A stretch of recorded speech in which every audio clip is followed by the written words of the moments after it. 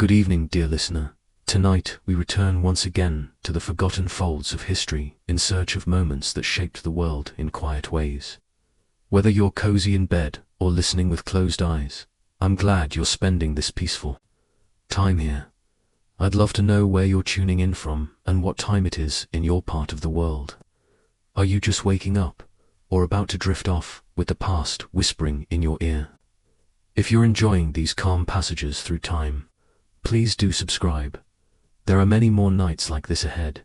Now close your eyes and imagine the golden sands of ancient Egypt stretching endlessly under a blazing sun. Picture the mighty Nile flowing like a ribbon of life through this desert kingdom, its banks teeming with civilization that would endure for over 3 millennia. We often think of ancient Egypt as a land of solemn pharaohs, mysterious pyramids, and sacred rituals. But what did ordinary Egyptians do when the day's work was done? How did they pass their leisure hours? What brought laughter to their lives in a world we might consider harsh and unforgiving? The answer might surprise you, for the ancient Egyptians were remarkably inventive when it came to entertainment. They created pastimes that seem bizarre to our modern sensibilities, yet reveal a people who valued joy, competition, and the simple pleasure of having fun just as much as we do today. Let us begin with one of the most unexpected forms of entertainment, the ancient Egyptian obsession with games of chance and strategy. While we might assume that gambling is a modern vice, the truth is that Egyptians were rolling dice and placing bets over 4,000 years ago. Archaeological evidence shows us gaming boards carved from precious woods, inlaid with ivory and gold, suggesting that gaming was not merely a peasant's diversion, but a pastime enjoyed by the wealthy and powerful. The most popular of these games was called sanat, which translates roughly to passing, or the game of passing through. This wasn't merely a way to while away an afternoon. It was believed to be a mystical journey through the afterlife itself. The game board consisted of 30 squares arranged in 3 rows of 10. And players moved their pieces according to the throw of casting sticks or knucklebones that served as dice. What made Senet truly fascinating was its dual nature. On the surface, it appeared to be a simple race game, similar to our modern backgammon. But for the Egyptians, every move carried spiritual significance. The board represented the journey of the soul through the underworld, with certain squares representing challenges, traps, or blessings that the deceased might encounter in their quest for eternal life. Winning at Senet wasn't just about luck or skill, it was seen as a favorable omen for one's prospects in the afterlife. Imagine an Egyptian nobleman returning home after a long day overseeing his estates. As the sun sets over the Nile, casting long shadows across his villa's courtyard, he settles down with his wife for an evening game of Senet. But this isn't mere entertainment. With each throw of the casting sticks, with each strategic move of their pieces across the board, they're contemplating mortality, fate, and the eternal questions that have puzzled humanity since the dawn of consciousness. The game was so important to Egyptian culture that Senet boards were regularly placed in tombs, ensuring that the deceased could continue playing throughout eternity. The walls of some tombs even depict the dead engaged in games of Senet with the gods themselves, suggesting that this pastime transcended the boundaries between life and death. But Senet was just one of many board games that captivated the Egyptian imagination. Another popular game was called Mayan, named after the serpent god who protected the sun god Ra during his nightly journey through the underworld. The Mayan board was circular, designed as a coiled snake with spaces marked along its body. Players would race their pieces from the tail to the head of the serpent, and like Senet, the game carried deep religious symbolism. What's particularly intriguing about these games is how they reveal the Egyptian mindset. Unlike modern board games that are purely recreational, Egyptian games were infused with meaning, serving as meditations on life's deeper mysteries while still providing genuine entertainment. They understood something we sometimes forget in our digital age, that play and profundity need not be mutually exclusive. The popularity of these games extended far beyond the upper classes. Archaeologists have discovered simple C-knot boards scratched into temple floors, carved into workers' quarters, and even etched into the Great Pyramid itself by ancient builders during their lunch breaks. It seems that whether you were a pharaoh or a pyramid worker, the appeal of these mystical board games was universal, moving beyond games of chance and strategy. The ancient Egyptians developed some truly peculiar sporting competitions that would seem bizarre by today's standards. One of the most unusual was a sport that combined elements of wrestling, acrobatics, and ritual combat performed entirely in the nude, and often in honor of various gods. These contests weren't simply displays of physical prowess. They were elaborate ceremonies that could last for days. Participants would undergo ritual purification, make offerings to the gods, and then engage in complex choreographed battles that told stories from Egyptian mythology. Imagine watching wrestlers reenact the eternal struggle between the gods, Horus and Set, their bodies glistening with oil as they grappled in the sand, while thousands of spectators cheered and placed bets on the outcome. Another sport that captivated Egyptian audiences was a water-based competition that took place on the Nile during the annual flood season. Teams of young men would attempt to knock each other off boats using long poles similar to medieval jousting. But conducted on water, the goal was to maintain your balance while sending your opponents splashing into the sacred river. These aquatic battles were often accompanied by music, with drums and flutes providing a rhythmic soundtrack to the chaos. What made this sport particularly entertaining was its unpredictability. The flooding Nile was full of debris, swift currents, and occasionally dangerous wildlife. Participants had to contend not only with their human opponents, but also with the river itself. Spectators would line the banks cheering for their favorite teams, while vendors sold food and drink, creating a carnival atmosphere that could last for weeks during the flood season. The Egyptians also developed a fascinating form of competitive swimming that involved racing against hippos. Now, before you dismiss this as impossibly dangerous, it's important to understand that these weren't wild hippos, but rather semi-domesticated animals that were specially trained for this purpose. The races took place in controlled environments, usually large pools or calm sections of the Nile. The swimmers were typically young men who had trained for years to develop the speed and agility necessary to outpace these massive aquatic mammals. The sport required incredible courage and skill. Hippos, despite their bulky appearance, are surprisingly fast swimmers and can be quite aggressive. The human competitors had to use superior technique and cunning to gain the advantage. An advantage often employing tactics like diving beneath the surface to confuse their animal opponents, or using the hippo's own wake to gain speed.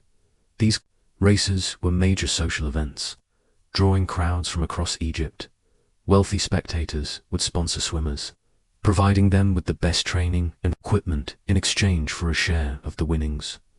The sport became so popular that it developed its own legends and heroes, with famous swimmers achieving celebrity status throughout the kingdom. But perhaps the strangest aspect of Egyptian entertainment was their fascination with elaborate pranks and practical jokes that would make modern reality television seem tame by comparison. The wealthy elite would organize elaborate hoaxes that could involve hundreds of participants and last 4 months. One recorded example tells of a nobleman who convinced his entire household staff that he had died and been mummified, then arranged for his resurrection during a religious festival. The prank involved professional actors playing priests, fake burial ceremonies, and even a specially constructed false tomb. When the nobleman finally revealed himself to be alive, the celebration lasted for a week and became the talk of Egyptian society for years. Afterward, another popular form of prank involved what we might call extreme makeovers of unsuspecting victims. Wealthy Egyptians would arrange for friends or servants to be secretly drugged with harmless sleep-inducing substances, then completely transformed their appearance while they slept. The victim might wake up with their hair dyed a different color, their skin painted with intricate designs, or dressed in the clothing of the opposite sex. These pranks weren't malicious, but were seen as expressions of wit and creativity. The best pranks were those that told a story or conveyed a deeper meaning, often incorporating elements of Egyptian mythology or current events. A successful prankster was celebrated for their ingenuity and became a sought-after dinner guest throughout Egyptian high society. The Egyptians also developed elaborate forms of theatrical entertainment that combined elements of comedy, drama, and religious ritual. These performances often took place during religious festivals and could involve entire communities. Unlike Greek theatre, which we're more familiar with, Egyptian theatrical performances were highly interactive, with audience members expected to participate in the action. One popular type of performance was called the contendentes competitions, known as contests of pleasant deception, were judged by panels of experts who evaluated stories based on their creativity, humor, and the storyteller's ability to convince the audience that their ridiculous tale might actually be true. One famous example that has survived in ancient texts tells of a storyteller who claimed to have discovered a valley where all the animals spoke in perfect Egyptian and had formed their own government, complete with a parliament of parrots and a court system presided over by a wise old elephant. The storyteller spent hours describing the political intrigues and social customs of this imaginary animal kingdom, all while maintaining such conviction that many in the audience began to believe the tale was true. These storytelling competitions reveal something important about Egyptian culture: their appreciation for wit, creativity, and the power of narrative. They understood that entertainment could be both fun and intellectually stimulating, that laughter and learning could go hand in hand. Perhaps most surprisingly, the ancient Egyptians were pioneers in what we might recognize today as extreme sports. They developed a form of chariot racing that made Roman chariot races look positively safe by comparison. Egyptian chariots were deliberately designed to be unstable, with high centers of gravity and wheels that could be detached during the race. The goal wasn't simply to cross the finish line first, but to do so while performing increasingly dangerous stunts. Drivers would leap from chariot to chariot mid-truss, stand on their heads while steering with their feet, or even race backwards while blindfolded. The crowds loved the spectacle, and successful chariot acrobats became some of the most celebrated figures in Egyptian society. These races took place in specially constructed arenas with obstacles and hazards, designed to increase the difficulty and entertainment value. Ramps would launch chariots into the air. Water hazards would test drivers' ability to maintain control in muddy conditions, and narrow passages would force competitors into heart-stopping close-quarters racing. The sport was so popular that it spawned an entire industry of chariot designers, each trying to create vehicles that were both spectacular and functional. Some chariots were equipped with wings for brief gliding sections. Others had wheels that could transform into boat hulls for water crossings, and the most elaborate featured mechanical devices that could launch the driver high into the air before safely catching them again. Safety equipment was surprisingly sophisticated for the time. Drivers wore padded leather armor and helmets decorated with protective amulets. The chariots themselves were equipped with emergency parachutes made from silk and papyrus. Teams of rescue swimmers were stationed around water hazards to assist drivers who found themselves in trouble. But beyond these grand spectacles, perhaps the most endearing aspect of Egyptian entertainment was their love of simple, silly games that anyone could play. They invented dozens of variations of what we might call party games designed to provoke laughter and build social bonds. One popular game involved participants trying to perform everyday tasks while wearing increasingly ridiculous costumes.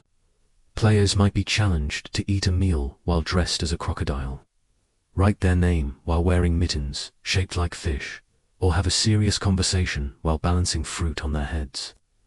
The sillier the challenge, the more the Egyptians seemed to enjoy it.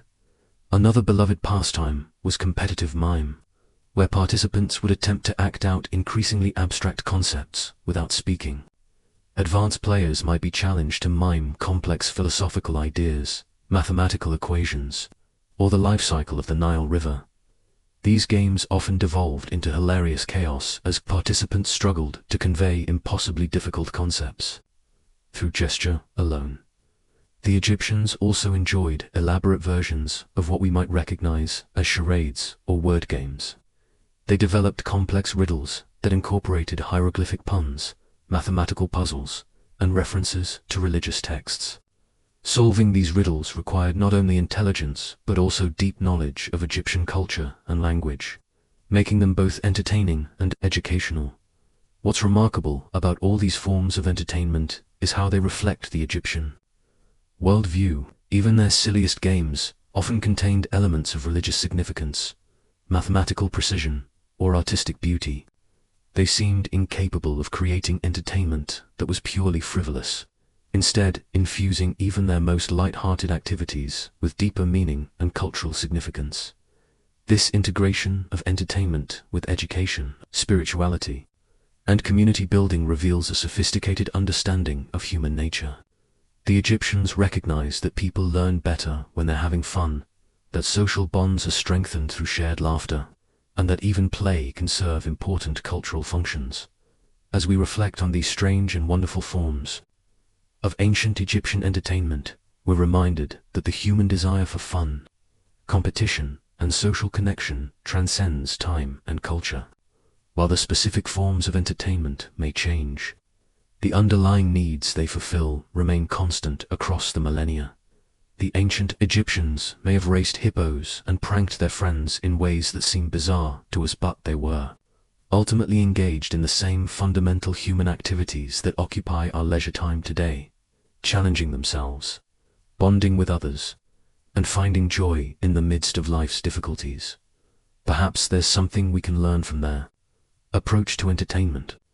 In our modern world of digital distractions and passive consumption, the Egyptian model of active, meaningful, community-centered fun offers an alternative worth considering. Their games required skill, creativity, and social interaction. Their entertainment brought people together rather than isolating them. Their fun had substance and significance beyond mere distraction. As we drift off to sleep tonight, let us carry with us the image of ancient Egyptians gathered around their scene boards, contemplating eternity while enjoying each other's company. Let us remember the laughter echoing across the Nile as friends engaged in elaborate pranks and silly games. And let us perhaps resolve to bring a little more of that spirit of meaningful play into our own lives. For, in the end, the ancient Egyptians understood something profound, that entertainment at its best doesn't just pass the time, it enriches the soul, strengthens communities, and reminds us that even in the midst of life's greatest challenges, there is always room for joy, laughter, and the simple pleasure of human connection. Sweet dreams, dear listeners, and may your own leisure hours be filled with the kind of meaningful fun that would have made an ancient Egyptian proud, who demonstrated exceptional knowledge, were often recruited as scribes or temple assistants.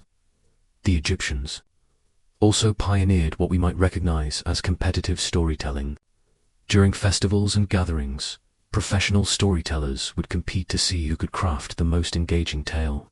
These competitions had strict rules. Stories had to incorporate specific elements chosen by the audience. They couldn't exceed a certain time limit, and they had to end with a moral lesson. Winners were awarded titles, monetary prizes, and the honor of performing at royal events. Water-based entertainment was particularly elaborate during the flood season, when the Nile overflowed its banks, transforming the landscape into a vast network of waterways. Egyptians would organize boat races, swimming competitions, and elaborate water festivals. These weren't casual weekend activities. They were major social events that could last for weeks. The boat races were especially spectacular. Teams would decorate their vessels with colorful banners, ornate carvings, and painted designs representing their neighborhoods or professions. Races included different categories: speed competitions, endurance challenges, and artistic contests, judged on the beauty and creativity of the boat decorations. The winning teams received honors that lasted the entire year, including preferred seating at public events and reduced taxes. Swimming competitions were equally impressive. Both men and women participated, competing in different categories based on age and skill level. The Egyptians had developed sophisticated swimming techniques, including what we would recognize today as freestyle, backstroke, and even early versions of synchronized swimming performed by teams of dancers who had trained for years. But perhaps most remarkably, they organized elaborate mock naval battles during flood season. These weren't violent affairs. Think more like coordinated water ballet with military themes. Teams would reenact famous historical battles or mythological conflicts, complete with costumes, props, and choreographed sequences. Spectators would gather on artificial platforms, built specifically for viewing these aquatic theaters. The gambling culture in ancient Egypt was incredibly sophisticated, and honestly would probably shock modern casino operators with its complexity. They had dice games that made our modern craps tables look elementary, board games with betting systems more intricate than poker, and sporting events with elaborate wagering networks that spanned the entire kingdom. One particularly popular gambling game, called Dogs and Jackals, involved players betting on the movements of carved game pieces across elaborate boards shaped like palm trees. The rules were so complex that professional game masters were employed to oversee matches and settle disputes. High-stakes games could involve wagering livestock, land, slaves, or even family members, though the latter was eventually outlawed during the Middle Kingdom period. The Egyptians also developed an early form of lottery system used to distribute goods during religious festivals. Citizens would purchase small pottery tokens inscribed with symbols, and winners would receive everything from food and clothing to jewelry and furniture. These lotteries served both entertainment and practical purposes, ensuring that festival goods were distributed fairly while generating excitement and community participation. Competitive eating was another surprising form of entertainment. During harvest festivals, professional eaters would compete to consume massive quantities of bread, beer, and other foods within specified time limits. These competitions required genuine skill and training. Participants had to develop techniques for rapid consumption while avoiding illness. Winners became local celebrities and often traveled between cities to compete in regional championships. The theatrical performances in ancient Egypt were far more elaborate than most people realize. They didn't just have simple religious pageants, developed complex dramatic productions with multiple acts, costume changes, and special effects that would impress modern audiences. Professional theater troupes traveled throughout the kingdom, performing everything from comedic satires to epic, historical dramas. These performances often incorporated audience participation in ways that made modern, interactive theater look tame. Spectators might be called upon to vote on how stories should end, participate in dance sequences, or even take on minor roles during performances. The most skilled audience participants could earn invitations to join traveling troupes as apprentice performers. The Egyptians also developed elaborate puppet shows using marionettes carved from wood and painted with incredible detail. These weren't simple children's entertainment. Puppet performances could address serious social and political issues, serving as a safe way to critique government policies or social problems. Master puppeteers were highly respected artists who spent decades perfecting their craft. Magic shows and illusion performances were incredibly popular and surprisingly sophisticated. Egyptian magicians developed tricks that wouldn't be out of place in modern Las Vegas shows. They performed elaborate illusions involving disappearing objects, apparent levitation, and mind-reading demonstrations. These performances often incorporated genuine religious elements, blurring the line between entertainment and spiritual practice. The social drinking culture in ancient Egypt was remarkably complex and played a central role in their entertainment. Beer wasn't just a beverage, it was a social lubricant that facilitated everything from business negotiations to romantic encounters. They had beer halls that functioned like modern sports bars, complete with games, competitions, and social hierarchies based on drinking prowess. Wine appreciation was elevated to an art form among the wealthy. They developed sophisticated tasting rituals, vintage classifications, and social customs around wine consumption that rivaled anything found. In modern sommelier culture, wine tasting competitions were popular entertainment at upper-class gatherings, with participants judging wines based on color, aroma, taste, and the emotional responses they produced. The Egyptians even developed early forms of what we might recognize as reality competition shows. During major festivals, citizens could compete in challenges that tested everything from intellectual knowledge to physical prowess to artistic ability. These competitions were organized like tournaments, with preliminary rounds leading to championship events that drew spectators from across the region. What made Egyptian entertainment truly special was how it seamlessly blended pleasure with purpose, individual achievement with community building, and earthly enjoyment with spiritual significance. They understood something that modern entertainment often misses. The best fun comes when people feel connected to something larger than themselves, whether that's their community, their culture, or their understanding of the divine. These weren't people simply trying to kill time or escape from their problems. They were actively creating experiences that enriched their lives, strengthened their relationships, and deepened their connection to the world around them. Their entertainment served as education, their games built character, and their celebrations reinforced the values that held their society together. As we've seen, ancient Egyptian entertainment was far from primitive or boring. It was a sophisticated, multifaceted cultural phenomenon that engaged people on every level: physical, intellectual, emotional, and spiritual. They created forms of fun that were simultaneously meaningful and joyous, challenging and rewarding, individual and communal. Their approach to entertainment offers us valuable insights into what makes activities truly engaging and fulfilling. They understood that the best entertainment doesn't just distract us from life, it helps us engage more fully with life, connecting us to our communities, our traditions, and our deepest aspirations for meaning and joy. But not all Egyptian entertainment was reserved for grand spectacles and royal courts. In the quieter corners of daily life, ordinary Egyptians found their own ways to pass time and create joy amidst the rhythms of work along the Nile. Picture, if you will, a typical Egyptian household on a warm evening. As the sun begins its descent toward the western horizon, the day's labor is done. The fishing nets have been hauled in, and the families gather in the courtyards of their mud-brick homes. Here we discover one of the most beloved pastimes of ancient Egypt, the art of storytelling. But these weren't just simple tales told around a fire. Egyptian storytelling was an elaborate performance art that could last for hours, with skilled narrators employing different voices, dramatic gestures, and even simple props to bring their tales to life.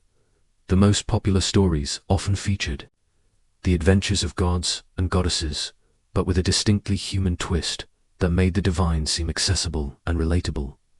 Asterisk. Consider the tale of Isis and the 7 Scorpions, a story so popular that versions of it have been found inscribed on papyrus, carved into temple walls, and even written on pottery shards. But when told in a family courtyard, this wasn't a dry recitation of religious text. The storyteller would become Isis herself, dramatically fleeing from the evil Set, her voice trembling with fear as she described the 7 deadly scorpions who accompanied her. Children would gasp in terror as the narrator described how one scorpion, insulted by a wealthy woman's rudeness, snuck into her house to sting her child.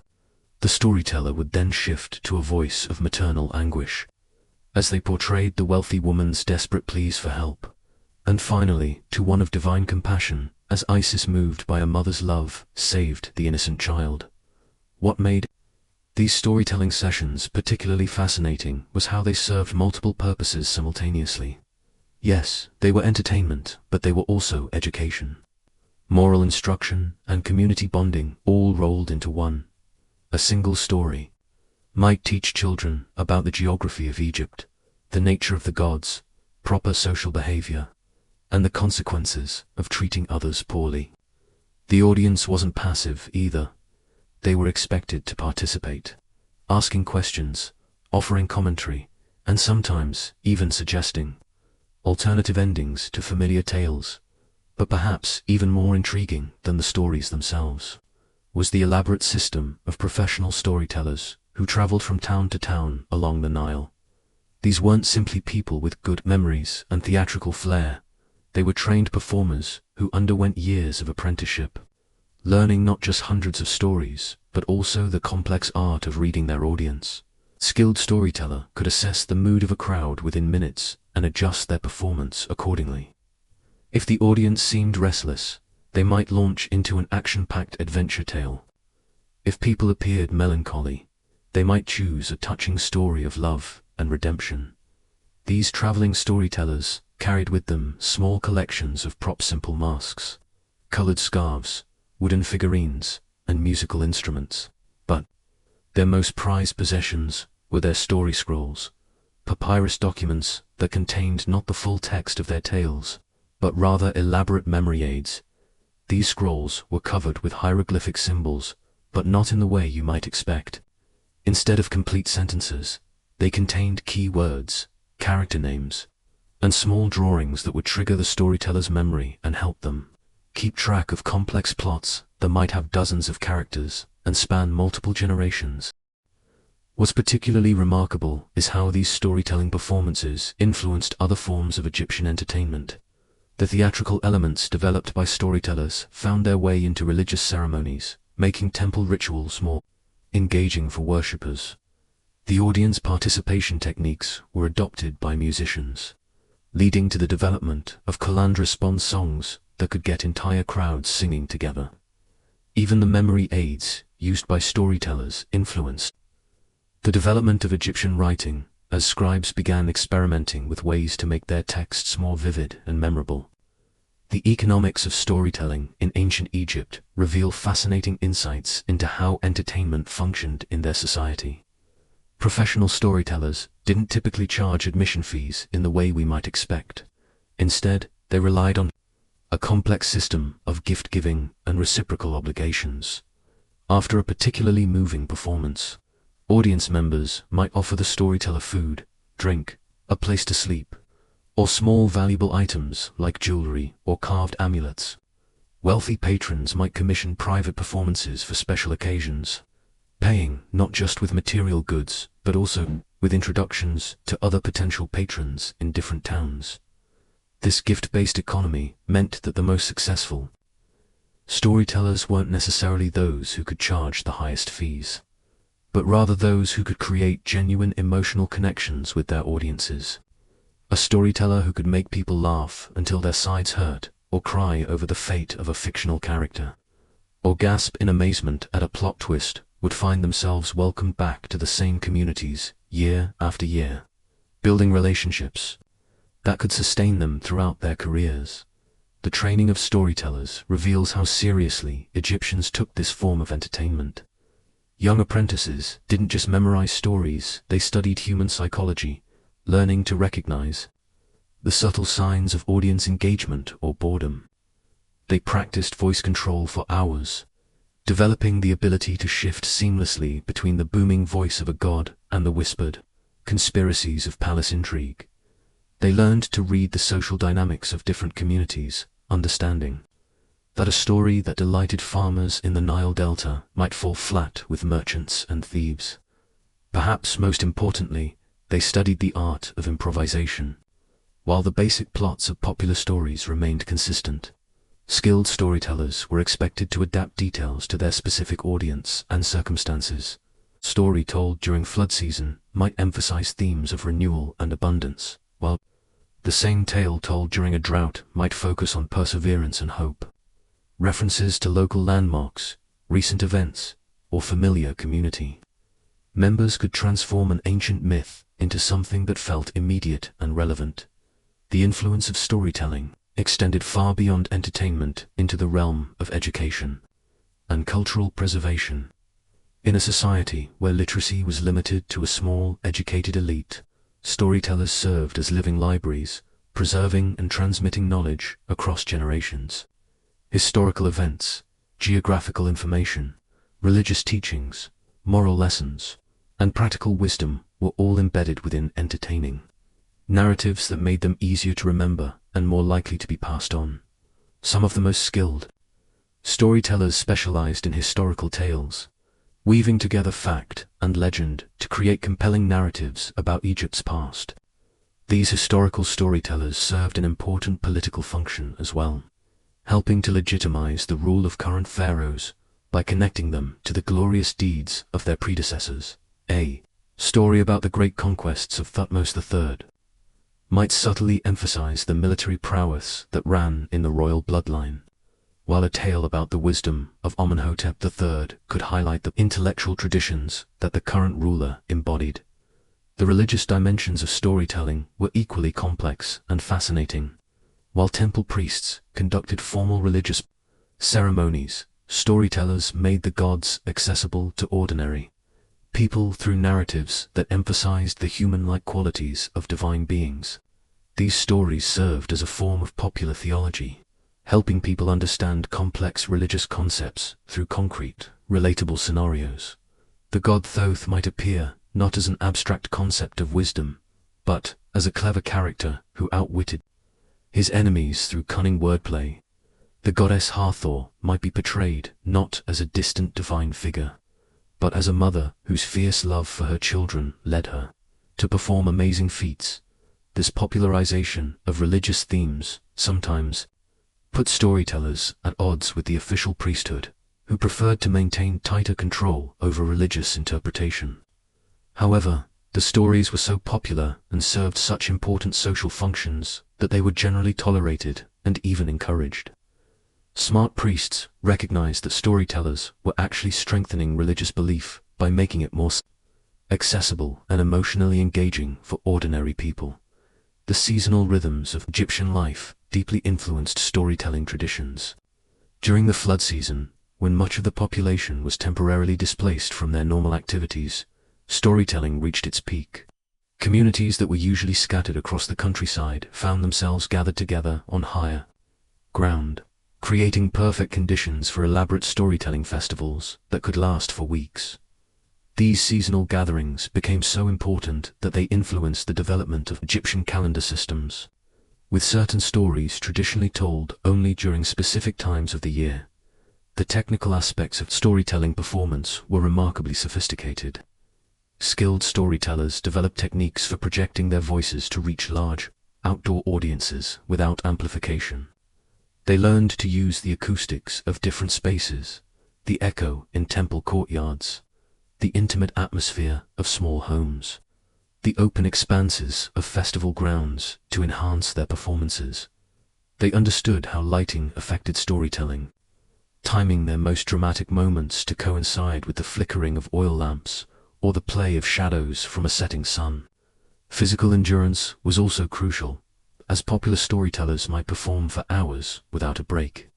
They developed breathing techniques that allowed them to maintain vocal clarity throughout long performances, and they learned to pace their energy so that they could build two climactic moments without exhausting themselves. The most skilled performers could seamlessly transition between high-energy action sequences and quiet, intimate moments, keeping their audiences engaged through a full spectrum of emotional experiences. The collaborative nature of Egyptian storytelling challenges our modern assumptions about individual artistic expression. While we tend to think of stories as having specific authors, Egyptian tales were typically communal creations that evolved over time through the contributions of multiple storytellers. A story that began as a simple folktale in one village might acquire new characters, plot twists, and moral dimensions as it traveled along the Nile, shaped by the creative input of dozens of different performers. This collaborative approach meant that the most enduring stories were those that proved most adaptable to different circumstances and audiences. Tales that could be easily modified to reflect local concerns, current events, or seasonal changes had the best chance of survival and widespread popularity. The stories that have come down to us today represent the survivors of this evolutionary process, narratives that proved so flexible and appealing that they continue to be told and retold across centuries. The social status of storytellers varied considerably depending on their skill level and the context in which they performed. Village storytellers who entertained their own communities during festivals and celebrations were typically part-time performers who supported themselves through other occupations like farming or crafts. However, the most talented storytellers could achieve considerable prestige and even wealth, performing for royal courts and wealthy patrons across Egypt.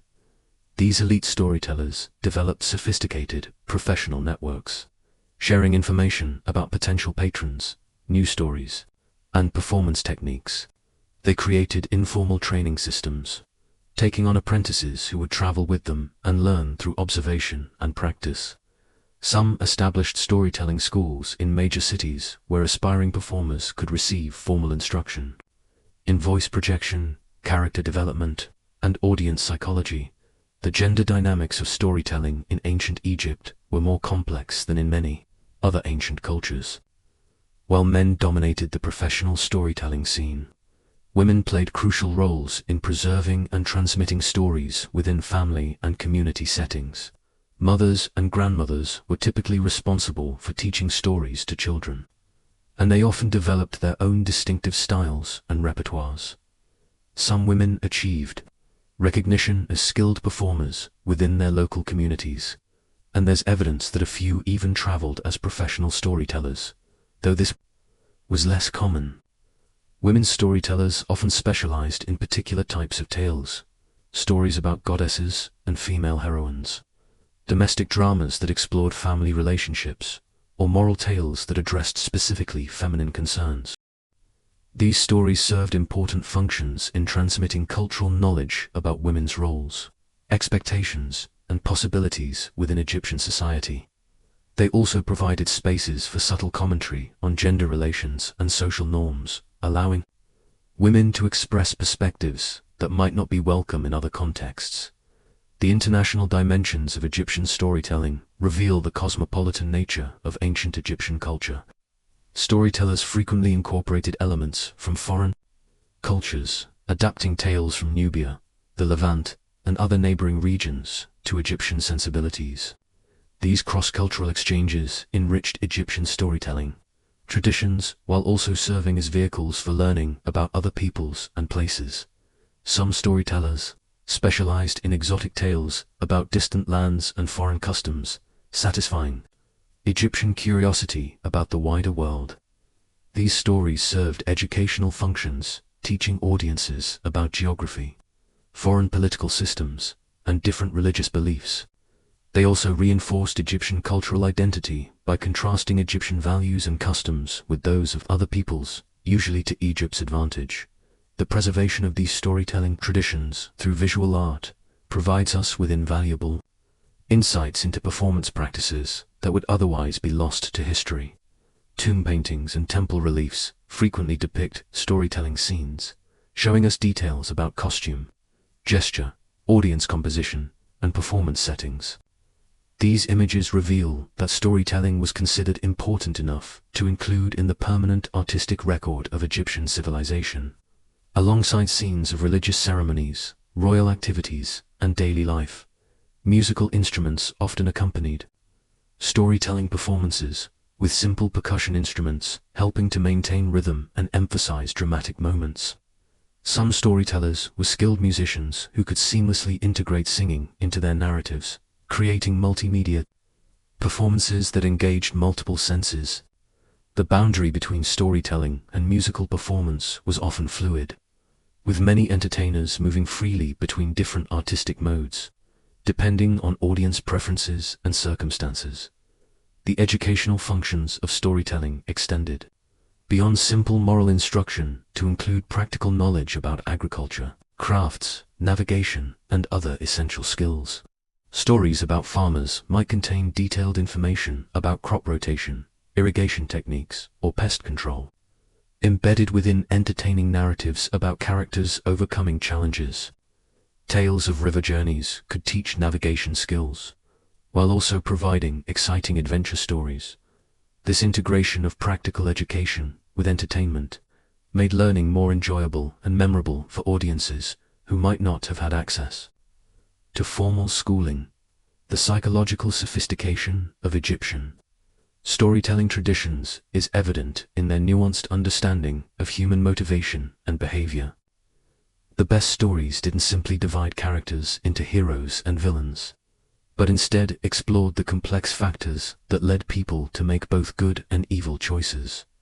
These psychological insights served therapeutic functions, helping audiences understand their own emotions and relationships while providing models for dealing with common human problems. Mediterranean cultures influencing Greek theatre, Roman entertainment, and eventually European literary traditions.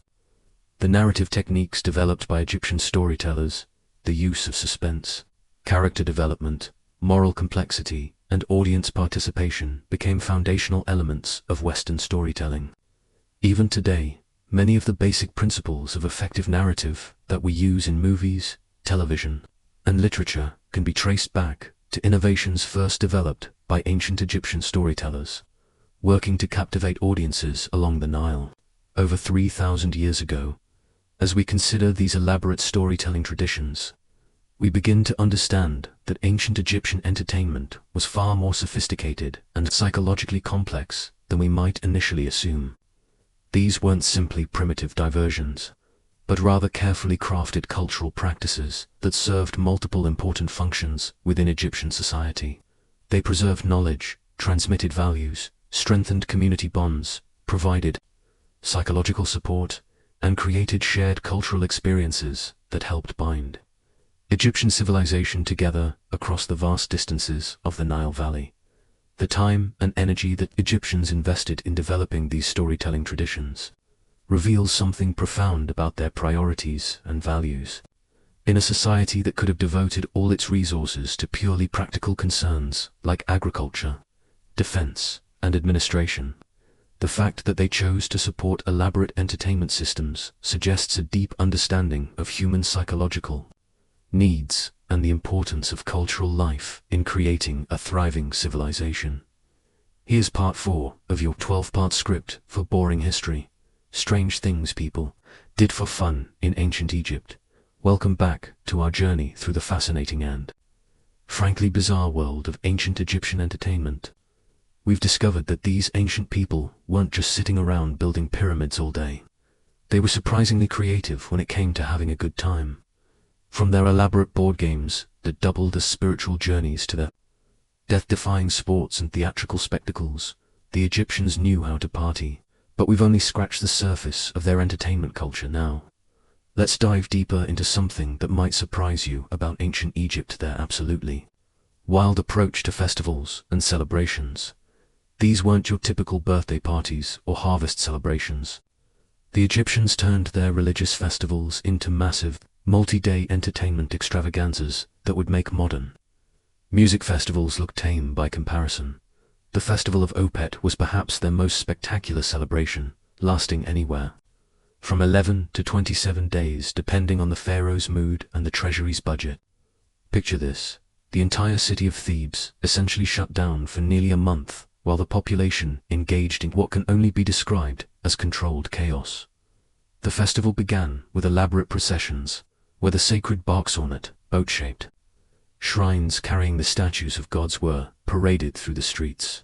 But here's where it gets interesting. The common people weren't just passive observers. They were active participants in a celebration that included public feasting, dancing, drinking, and various forms of entertainment that would have scandalized more conservative societies. During Opet, the normal social hierarchy was temporarily suspended. Servants could mock their masters through comedic performances. Women could engage in behaviors typically reserved for men, and the entire population was encouraged to indulge in excess. The pharaoh himself funded massive distributions of bread, beer, and meat to ensure that even the poorest citizens could participate in the revelry.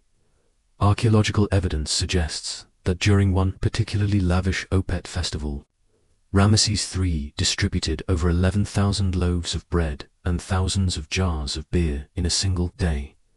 But the Egyptians didn't stop at religious festivals. They created entertainment around virtually every aspect of life, including death. The Festival of the Beautiful Reunion was celebrated in the Valley of the Kings, where families would literally party with their deceased relatives. They would bring food, drink, and entertainment to the tombs, creating elaborate picnics among the dead. Musicians would play, dancers would perform, and families would share meals with their ancestors. Believing that the spirits of the deceased could participate in the festivities, these death parties weren't somber affairs. They were joyous celebrations filled with laughter, storytelling, and games.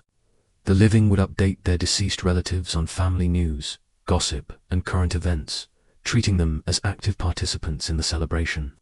Some tomb paintings actually depict these festivals, showing people engaged in board games, music, and dancing while surrounded by mummies and burial goods. The Egyptians also developed a unique form of entertainment around their agricultural cycles. The harvest festival wasn't just about celebrating a successful crop. It was an opportunity for elaborate competitions and displays of skill. Farmers would compete in contests of strength, speed, and creativity. There were grape-stomping competitions that resembled modern winemaking festivals, but with an Egyptian twist. Participants would often perform acrobatic stunts while crushing the grapes, turning a practical necessity into an entertaining spectacle. One particularly unusual aspect of Egyptian harvest celebrations was their competitive eating contests, but not in the way you might imagine. Rather than seeing who could consume the most food, Egyptians held contests to see who could create the most elaborate and artistic food presentations. These culinary competitions featured dishes shaped like gods, animals, and mythological creatures, with judges evaluating both taste and artistic merit. The Festival of Drunkenness, dedicated to the goddess Hathor, was exactly what it sounds like, a state-sponsored celebration of intoxication. But this wasn't just an excuse to drink excessively. It was a sophisticated form of entertainment that combined theater, music, and religious ritual. Participants would consume specially brewed beer and wine while engaging in elaborate role-playing scenarios based on Egyptian mythology. The festival recreated the myth of Hathor's rage and subsequent pacification through alcohol, with celebrants acting out various roles in the story. During this festival, professional entertainers called servants of Hathor would perform increasingly outrageous acts as the celebration progressed. These included comedic sketches that parodied daily life, improvised musical performances, and dramatic reenactments of famous myths. The more intoxicated the audience became, the more creative and risked the entertainment became, creating a feedback loop of escalating revelry. The Egyptians also developed seasonal entertainment traditions that varied by region and social class. In the Delta regions, they celebrated the annual flooding of the Nile with water festivals that included boat races, swimming competitions, and elaborate water pageants. These weren't simple races, they were theatrical productions, with decorated boats representing different gods and mythological scenes. Participants would dress in costumes and perform while navigating the flooded fields, creating moving theatrical displays visible from great distances. Desert communities developed their own unique entertainment traditions centered around the harsh environment they inhabited. They created endurance competitions that tested participants' ability to survive in extreme conditions. But these were structured as games rather than genuine survival challenges. Competitors would navigate obstacle courses in the desert, solve puzzles related to survival skills, and demonstrate their knowledge of desert lore through storytelling competitions.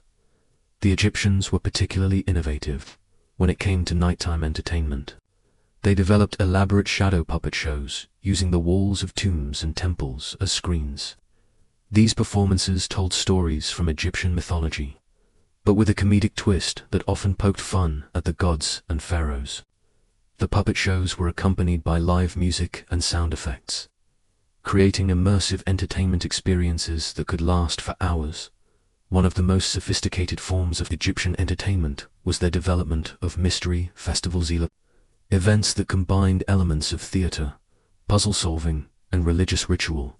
Participants would be given clues and challenges that required them to demonstrate knowledge of Egyptian mythology, history, and culture. These festivals could last for weeks, with participants traveling throughout Egypt to solve increasingly complex puzzles, and challenges. The Egyptians also created entertainment around their fascination with the afterlife. They developed elaborate role-playing games where participants would act out journeys through the underworld, facing challenges and obstacles described in the Book of the Dead. These weren't somber, religious ceremonies, they were exciting adventure games that allowed people to experience the afterlife journey in a safe, entertaining context. Perhaps most remarkably, the Egyptians created entertainment that was specifically designed to be educational. They developed complex storytelling traditions that taught history, mathematics, astronomy, and other subjects through engaging narratives and interactive experiences.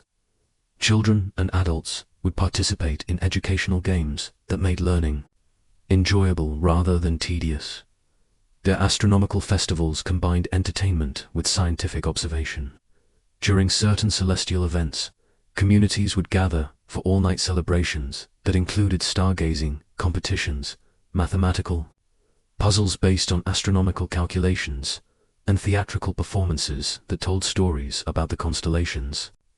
These events made scientific knowledge accessible and entertaining for the general population. The Egyptians also pioneered forms of entertainment that we might recognize today as early versions of escape rooms or adventure games. They created elaborate puzzle chambers in temples and palaces where participants had to solve increasingly complex challenges to progress through different rooms. These experiences combined physical challenges, intellectual puzzles, and theatrical elements to create immersive entertainment experiences. What makes Egyptian entertainment culture truly remarkable is how it served multiple purposes simultaneously. Their festivals and celebrations weren't just fun, they were sophisticated systems for maintaining social cohesion, transmitting cultural knowledge, providing economic stimulus, and reinforcing religious beliefs.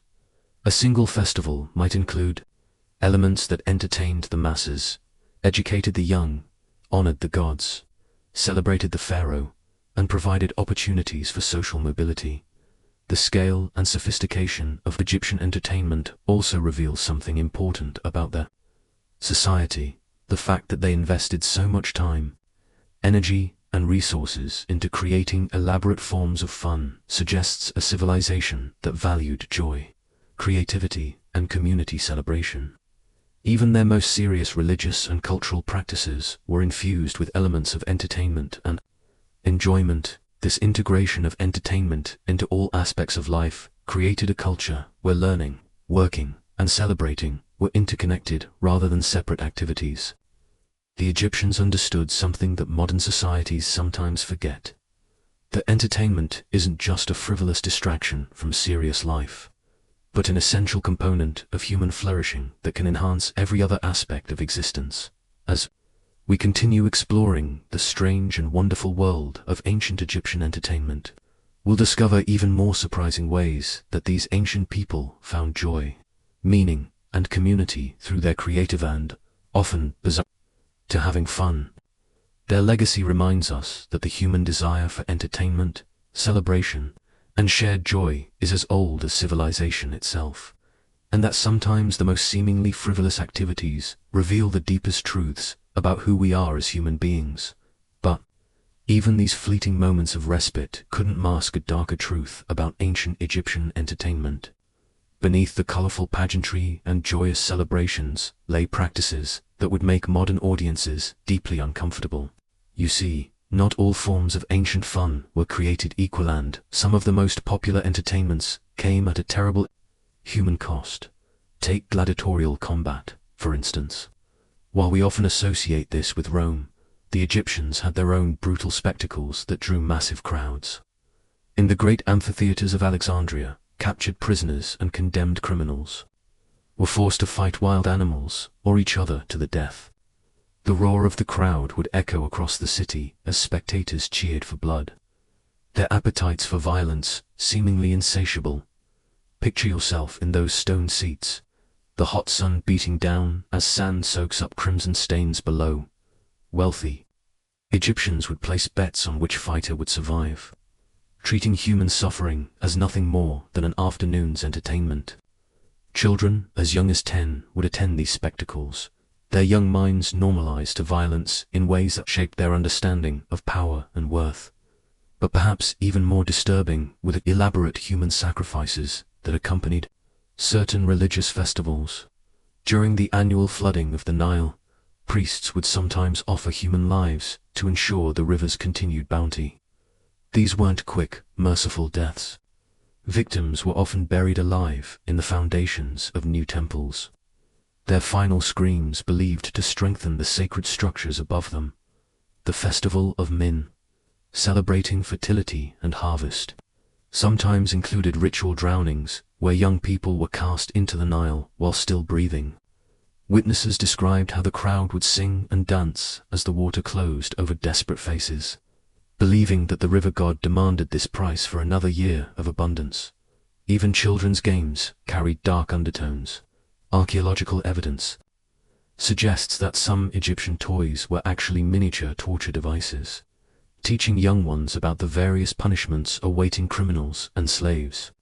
Wooden dolls with removable limbs weren't just playthings, but tools for understanding the harsh realities of justice in their society. The wealthy elite had their own twisted forms of entertainment. At private banquets, it wasn't uncommon for hosts to force slaves to perform increasingly degrading acts for the amusement of guests. Some papyrus records describe dinner parties where servants were made to crawl on all fours like animals, bark like dogs, or endure physical abuse while nobles laughed and applauded. Women faced particular horrors in certain entertainment contexts. The sacred prostitution associated with some temple festivals meant that young girls, some barely past childhood, were forced into sexual servitude under the guise of religious duty.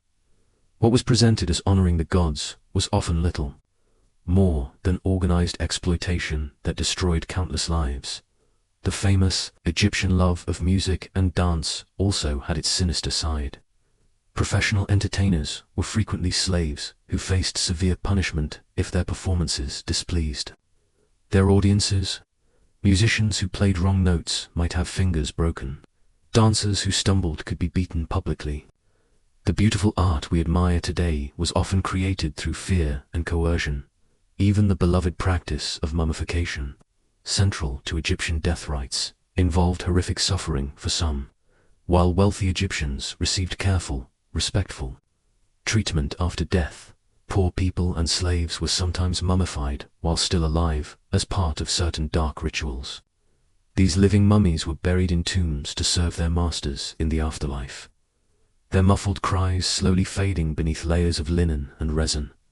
The contrast between Egypt's cultural achievements and these brutal practices reveals an uncomfortable truth about human nature. The same civilization that gave us magnificent pyramids and profound philosophical insights also normalized cruelty as entertainment. The same people who created beautiful art and poetry could watch fellow humans suffer and die for sport. This duality extended to Egyptian religious beliefs themselves. While they worshipped gods of love, wisdom, and justice, they also honored deities of war, vengeance, and destruction. The goddess Sekhmet, depicted as a lioness, was believed to delight in the blood of enemies. Festivals in her honor included mock battles that sometimes turned deadly when participants got carried away by religious fervor. Understanding these darker aspects doesn't diminish the remarkable achievements of ancient Egypt, but it does provide crucial context for how we view their society. Entertainment, religion, and daily life were interconnected in ways that could produce both breathtaking beauty and shocking cruelty sometimes within the same celebration. The Egyptians themselves seemed to recognize this tension. Many of their stories and moral teachings warned against excessive cruelty and emphasized the importance of compassion. Yet the gap between ideal and reality remained vast, just as it does in our own time. Perhaps that's what makes studying ancient Egypt so fascinating and disturbing in equal measure. But for all the spectacle and grandeur of these public entertainments, perhaps the most fascinating aspect of ancient Egyptian leisure was how seamlessly it wove together the sacred and the profane, the spiritual and the mundane. This wasn't a civilization that compartmentalized fun into neat little boxes, separate from religion or politics or daily survival. Instead, entertainment was the golden thread that bound their entire worldview together, creating a tapestry where every celebration, every game, every song served multiple purposes simultaneously. Take their approach to storytelling, for instance. While we've already explored their grand theatrical productions, the Egyptians were equally masterful at more intimate forms of narrative entertainment. Professional storytellers, known as kiti, would travel from village to village, setting up in marketplaces or outside temples, drawing crowds with tales that were part entertainment, part history lesson, part moral instruction. These weren't just casual entertainers spinning yarns for a few coins. They were cultural custodians, preserving and transmitting the collective memory of their civilization through the power of narrative.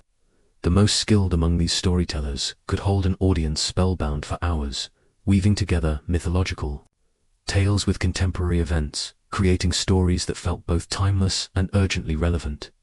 They would tell of Isis searching for the scattered pieces of Osiris, but somehow make it resonate with a farmer's struggle to rebuild after a flood. They would recount the adventures of Sinna, the court official who fled Egypt and found redemption in foreign lands, making it speak to anyone who had ever felt displaced or homesick. What made these performances particularly captivating was their interactive nature. The audience wasn't passive. They would call out responses, suggest plot twists, even challenge the storyteller's version of events. A skilled kiti could adapt their tale in real time, incorporating audience suggestions, while maintaining the story's essential structure and meaning. It was improvisation at its finest, a collaborative creation of meaning that brought communities together in ways that modern entertainment rarely achieves. But perhaps even more intriguing was how the Egyptians used entertainment as a vehicle for education, particularly for children. They understood something that many modern educators struggle with. Learning is most effective when it's enjoyable. They created elaborate games that taught mathematical concepts, geographical knowledge, and historical facts without the children even realizing they were in school. One such game, called Hounds and Jackals, was essentially a board game that required players to navigate a complex path while making calculations and strategic decisions. But embedded within the gameplay were lessons about Egyptian geography, as the board was designed to represent the journey along the Nile from the Delta to Nubia. Children learned the names of major cities, the distances between them, the seasonal patterns of flooding, all while having a blast trying to outmaneuver their opponents. Similarly, they had musical games that taught rhythm and mathematics simultaneously. Children would learn to clap complex patterns that corresponded to mathematical sequences, developing both musical ability and numerical literacy. The fact that music and mathematics were taught together wasn't coincidental. The Egyptians understood the deep connections between these disciplines. Thousands of years before modern neuroscience confirmed the relationship between musical training and mathematical ability. Even their physical games served educational purposes. Wrestling matches weren't just about strength and skill. They were opportunities to teach young men about honor, respect for opponents, and the importance of accepting defeat gracefully. Swimming competitions in the Nile taught not just athletic prowess, but water safety, knowledge of currents and seasonal changes, and respect for the river that was the source of all life. The Egyptians also pioneered what we might recognize today as experiential learning. They created elaborate role-playing scenarios where children could practice being scribes, priests, merchants, or craftsmen. These weren't simple games of make-believe, but sophisticated simulations that taught real skills. A child playing at being a scribe would learn actual hieroglyphic writing. One pretending to be a merchant would learn principles of trade, negotiation, and accounting. But it wasn't just children who benefited from this integration of learning and play. Adults, too, participated in educational entertainment that kept them connected to their cultural heritage while developing new skills. Craft guilds organized competitions that were simultaneously celebrations, learning opportunities, and quality control measures. Potters would compete to create the most beautiful vessels, but the process involved sharing techniques, critiquing each other's work, and pushing the boundaries of their art form. Profession had its own unique form of educational entertainment. Physicians would gather for what they called healing symposiums events that combined serious medical discourse with theatrical presentations of case studies. Actors would portray patients with various ailments, while real doctors would demonstrate diagnostic techniques and treatments. It was medical education as performance art, making complex knowledge accessible and memorable. These symposiums often lasted for days, becoming festivals in their own right. Families would travel from distant regions to attend not just the medical professionals, but anyone interested in health and healing. Food vendors would set up stalls, musicians would provide entertainment between sessions, and the whole event would take on a carnival atmosphere. Yet, at its core, it remained a serious educational endeavor that advanced medical knowledge throughout the kingdom. The Egyptians even found ways to make administrative tasks entertaining. Tax collection, surely one of the most dreaded activities in any civilization, was often accompanied by public celebrations. Rather than simply demanding payment, tax collectors would arrive with musicians, dancers, and storytellers. They would set up elaborate presentations explaining how the collected taxes would be used for public works, temple maintenance, and community improvements. Citizens would gather not just to pay their taxes, but to participate in a community event. There would be games for children, food for everyone, and opportunities for people to voice concerns or suggestions about governance. It was democracy disguised as entertainment, civic engagement wrapped in celebration. The tax collectors understood that people are more willing to contribute to something they feel part of, and these events fostered a sense of collective ownership in the community's well-being. This approach extended to religious obligations as well. Rather than treating religious duties as burdens to be endured, the Egyptians transformed them into joyous celebrations. Temple maintenance, for instance, was often organized as community festivals. People would bring offerings, not in solemn procession, but in colorful parades featuring music, dancing, and theatrical performances. The work of cleaning, repairing, and decorating the temples became a form of collective artistic expression. Even the most serious religious rituals incorporated elements of entertainment. Funeral preparations, while obviously somber occasions, often included celebratory aspects that honored the deceased's life through storytelling, music, and shared meals. These weren't morbid affairs, but genuine celebrations of a life well lived. Opportunities for the community to come together and support the grieving family while preserving the memory of the departed. The Egyptians understood something profound about human nature.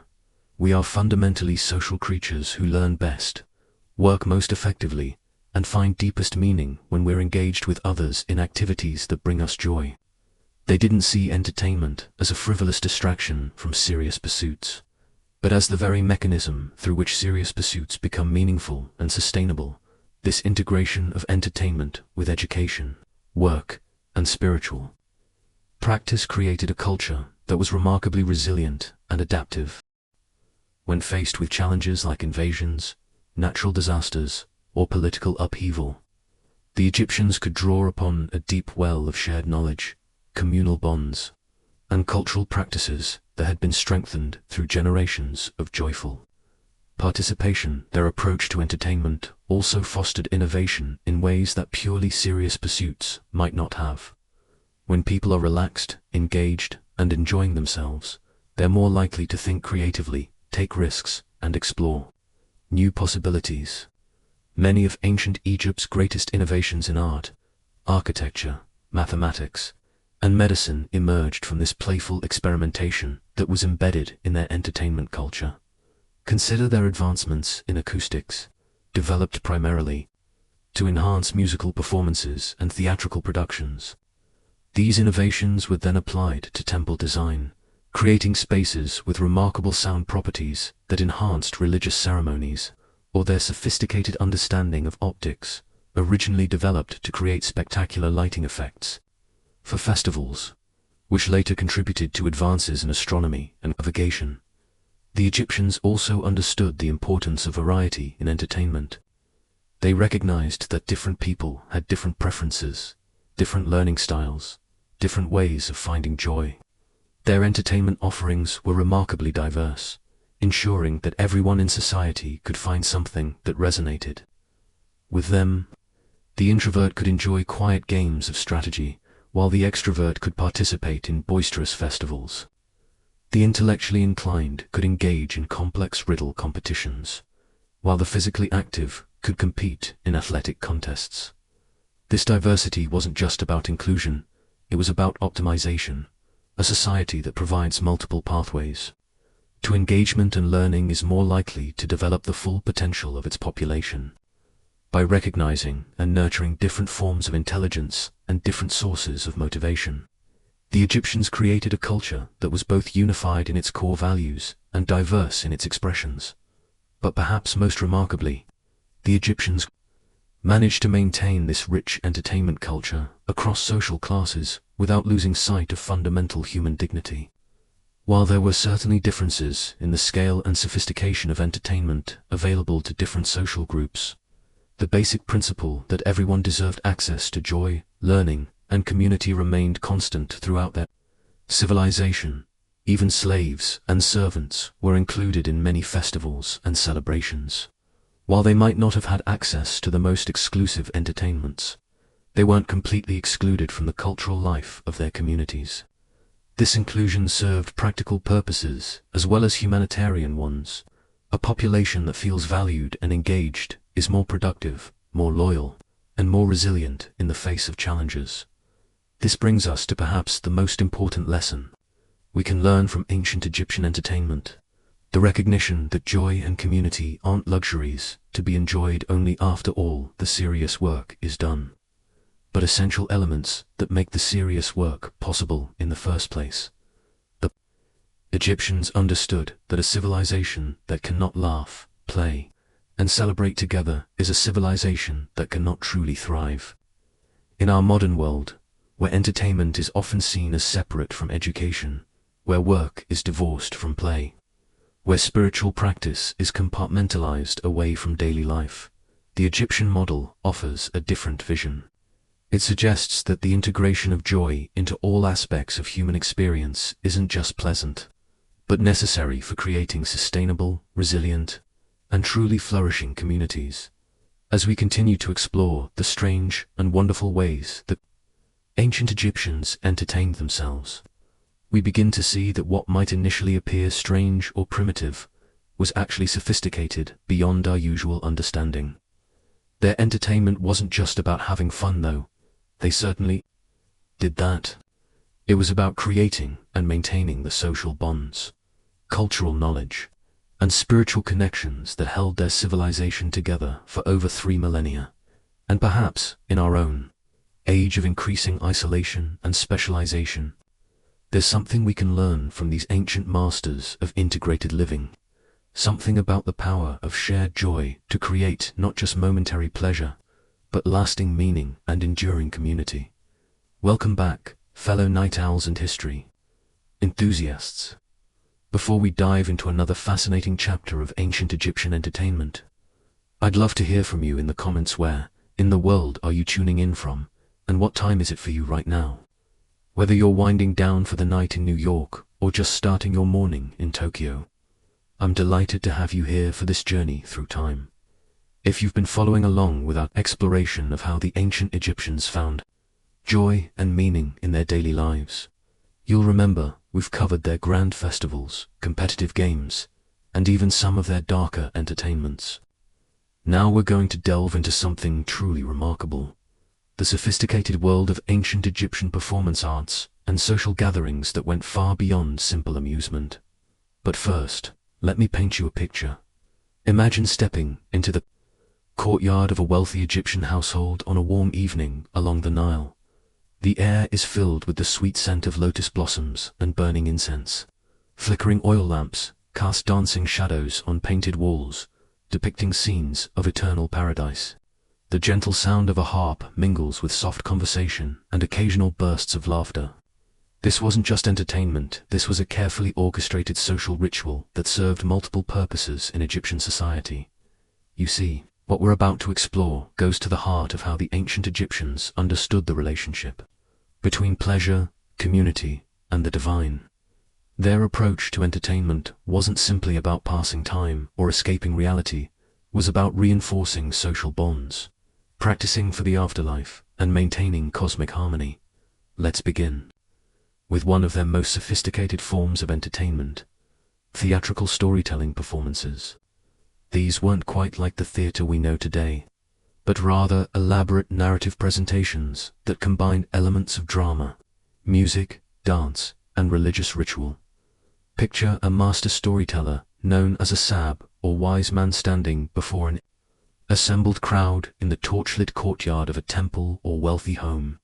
These performances often centered around the great mythological cycles that every Egyptian knew by heart: the death and resurrection of Osiris, the battles between Horus and Set, the journey of Ra through the underworld each night. But here's what made them truly special. The audience wasn't passive. They were expected to participate, to respond at key moments, to help the storyteller weave the tale through their reactions and involvement. The storyteller would begin in a low, hypnotic voice, perhaps accompanied by the soft rhythm of a drum or the haunting notes of a flute. As the tale progressed, other performers might join in dances, embodying the movements of gods and goddesses, musicians providing emotional punctuation to key moments, even audience members called upon to speak the words of familiar characters. What's fascinating is how these performances served as both entertainment and education. For a largely illiterate population, these storytelling sessions were how cultural knowledge, moral lessons, and religious teachings were transmitted from generation to generation. A child watching a performance about the judgment of the dead wasn't just being entertained, they were learning about Mat, about justice, about how to live a life worthy of eternal paradise. But the Egyptians took this concept even further with what we might call practice performances for the afterlife. They believed that the soul's journey after death involved navigating complex challenges, reciting specific spells, and demonstrating knowledge of sacred texts. So they created elaborate role-playing games where participants would act out various scenarios from the Book of the Dead. Imagine a group of friends gathered in someone's home, taking turns playing the deceased soul facing the 42 judges of the dead. One person would recite the negative confession, that long list of sins they claimed never to have committed, while others played the various divine judges, asking probing questions and testing the soul's worthiness. It was like a combination of theater, religious study, and party game all rolled into one. These practice sessions weren't treated lightly. Participants took them seriously because they genuinely believed they were preparing for their own eventual journey to the afterlife. But they also found ways to make them enjoyable, incorporating humor, friendly competition, and social bonding into what could otherwise have been solemn religious instruction. The Egyptians were also pioneers in what we might recognize as dinner theater. Wealthy households would host elaborate banquets where entertainment was seamlessly woven throughout the meal. But this wasn't just about having musicians play in the background while people ate. These were carefully choreographed events where the entertainment, the food, and the social interactions all worked together to create a unified experience. A typical evening might begin with guests being greeted by performers dressed as various deities who would offer blessings and small gifts. As the meal progressed, different courses would be accompanied by specific types of entertainment, perhaps acrobats performing between the fish course and the meat course, or riddle contests during the fruit and wine service. One popular form of dinner entertainment was the wisdom contest, where guests would take turns posing philosophical questions or moral dilemmas for the group to discuss. These weren't dry academic debates, but lively, often humorous exchanges that could go on for hours. The hosts might offer small prizes, perhaps a piece of jewelry or a fine wine for particularly clever responses or insights. But perhaps most intriguingly, the Egyptians developed a form of entertainment we might call dream-sharing circles. These were intimate gatherings where participants would share and interpret their dreams. believing that dreams were messages from the gods or glimpses into the future. They turned this into a sophisticated form of group storytelling and psychological exploration. A dream-sharing circle would typically begin with someone recounting a vivid dream they'd had recently. Then the group would collaborate to expand and embellish the dream, turning it into a collective narrative. They might debate what the various symbols meant, suggest alternative interpretations, or even act out key scenes from the dream to better understand its message. What made this particularly interesting was how it combined entertainment with what we might recognize today as primitive psychology and therapy. People could explore their fears, desires, and concerns in a safe, supportive environment, while also enjoying the creative collaboration of turning their subconscious experiences into shared stories. The Egyptians also had a fascinating tradition of reverse role entertainment, where social hierarchies were temporarily appended for the sake of amusement and, perhaps, social commentary. During certain festivals or private gatherings, servants might be invited to give orders to their masters. Children might lecture their parents, or women might take on traditionally male roles. These role reversals weren't just random chaos. They were carefully structured, with their own rules and boundaries. A wealthy merchant might spend an evening taking orders from his household staff, but everyone understood this was a temporary game with specific limits. What's remarkable is how these performances seemed to serve as a kind of social pressure valve, allowing people to explore different power dynamics and perhaps comment on social inequities in a way that was acceptable because it was framed as entertainment. One particularly elaborate form of reverse role entertainment was the mock trial, where participants would stage humorous legal proceedings with ridiculous charges and punishments. Someone might be accused of crimes like making the bread too delicious, or causing excessive laughter at inappropriate times. The accused would mount a dramatic defense, while others played judges, witnesses, and court officials. These mock trials often became exercises in wit and creativity as participants tried to outdo each other with increasingly absurd arguments and evidence. But they also served as a way for people to explore questions of justice, authority, and social norms in a light-hearted context that didn't threaten the real social order. The Egyptians were also remarkably sophisticated in their understanding of what we might call immersive entertainment. They created elaborate scenarios that transported participants into different worlds or time periods. One popular form involved recreating famous historical events, with participants taking on the roles of legendary pharaohs, generals, or heroes. But these weren't simple reenactments. The Egyptians would often add fantastical elements, alternative outcomes, or contemporary twists to familiar stories. Imagine a performance where Cleopatra meets the gods of the underworld, or where ancient pharaohs had to deal with the kinds of everyday problems that ordinary Egyptians faced. These immersive experiences often lasted for hours or even entire days, with participants staying in character and dealing with evolving scenarios and challenges. It was like a combination of historical reenactment, improvisational theater, and elaborate role-playing game. What's particularly fascinating is how these entertainments reflected the Egyptian understanding of time and history. They didn't see the past as something dead and gone, but as a living presence that could be accessed and interacted with through proper rituals and performances.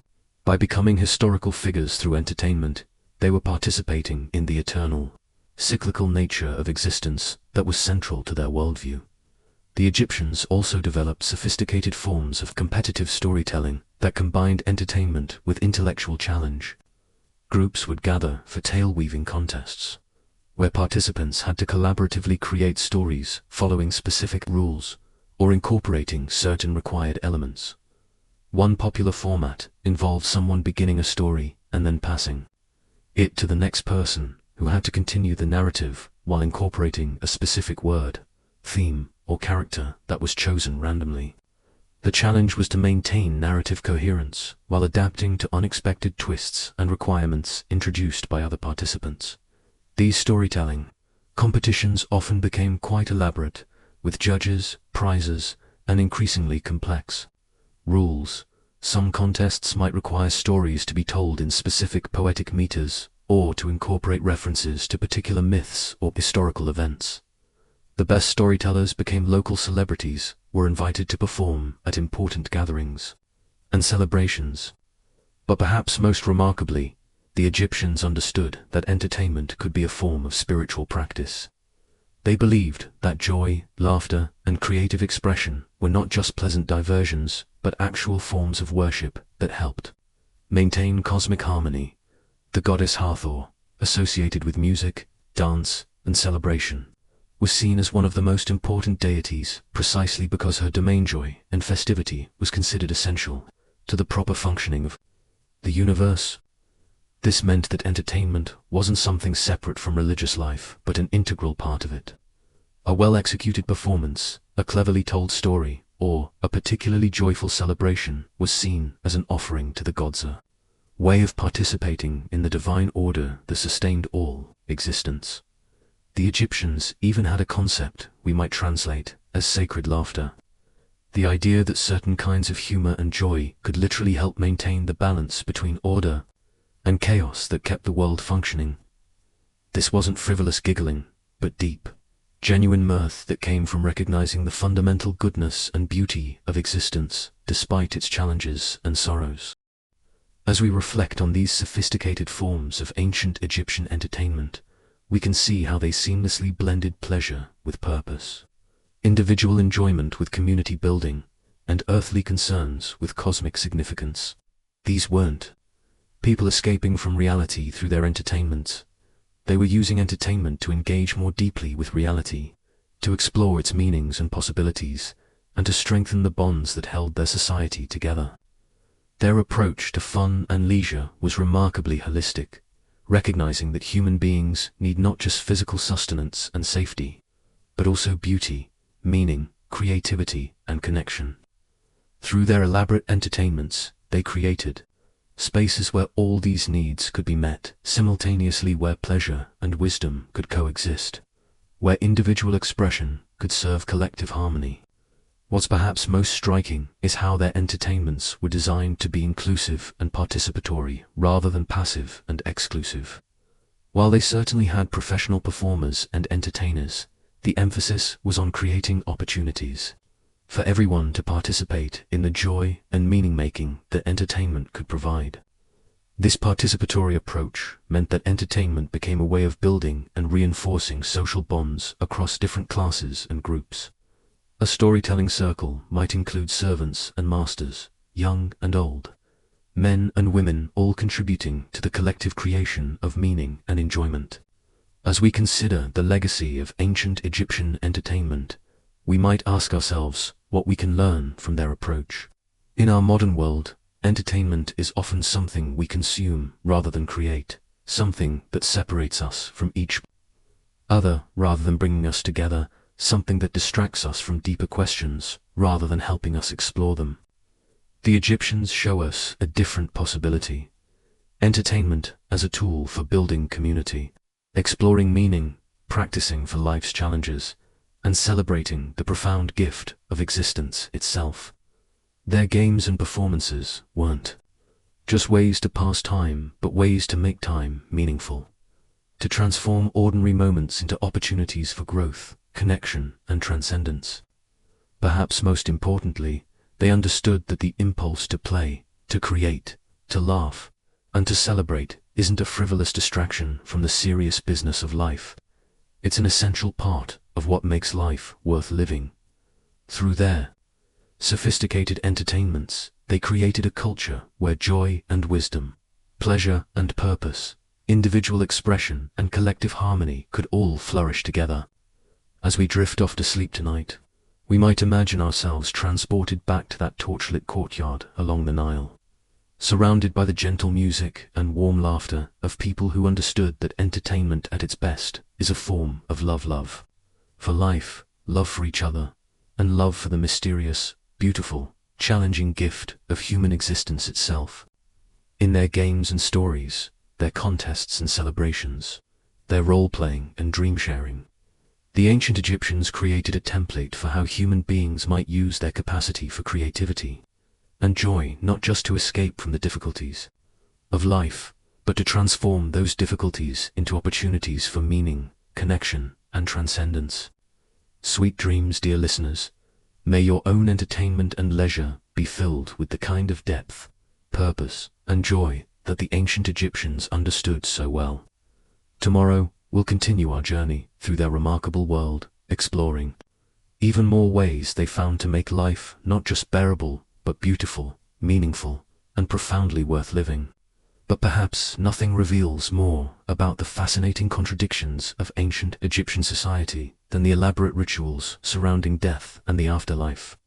While we might expect death-related activities to be somber affairs relegated to priests and embalmers, the truth is far more intriguing. Death, for the ancient Egyptians, was not an ending but a transformation, and this belief spawned some of the most bizarre and captivating entertainment practices in human history. Consider the Festival of the Valley, one of the most anticipated celebrations in the ancient Egyptian calendar. This wasn't your typical funeral gathering.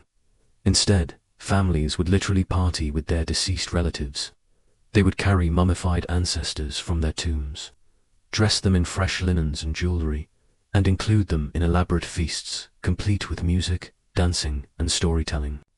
Imagine the scene: dozens of families spread across the necropolis, sharing meals with their mummified grandparents, while children played games between the tomb entrances. The dead weren't just remembered, they were active participants in the celebration. The preparation for these festivals was itself a form of entertainment that could last for weeks. Families would compete to see who could provide the most elaborate decorations for their ancestral mummies. Professional mourners, skilled in the art of dramatic lamentation, would rehearse increasingly theatrical displays of grief and joy. These weren't simple hired weepers, but trained performers, who could shift from heart-wrenching sobs to jubilant celebration at a moment's notice, often incorporating acrobatic elements into their performances. But the Egyptians took their death-related entertainment even further with mummy unwrapping parties. These weren't the Victorian-era curiosities you might imagine, but ancient Egyptian social gatherings, where families would ceremonially unwrap and rewrap their ancestors while recounting family histories and legends. The process could take hours, with each layer of linen revealing amulets, jewelry, and personal items that would spark new stories and memories. Professional storytellers would weave these discoveries into epic narratives, transforming a simple unwrapping into an immersive theatrical experience.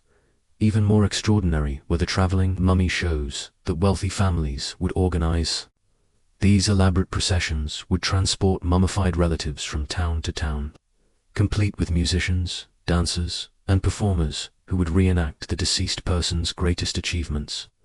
These weren't solemn funeral marches, but vibrant celebrations that could last for days, with each stop featuring different entertainment tailored to local tastes and traditions. The ancient Egyptians also developed a peculiar form of interactive storytelling centered around the afterlife journey.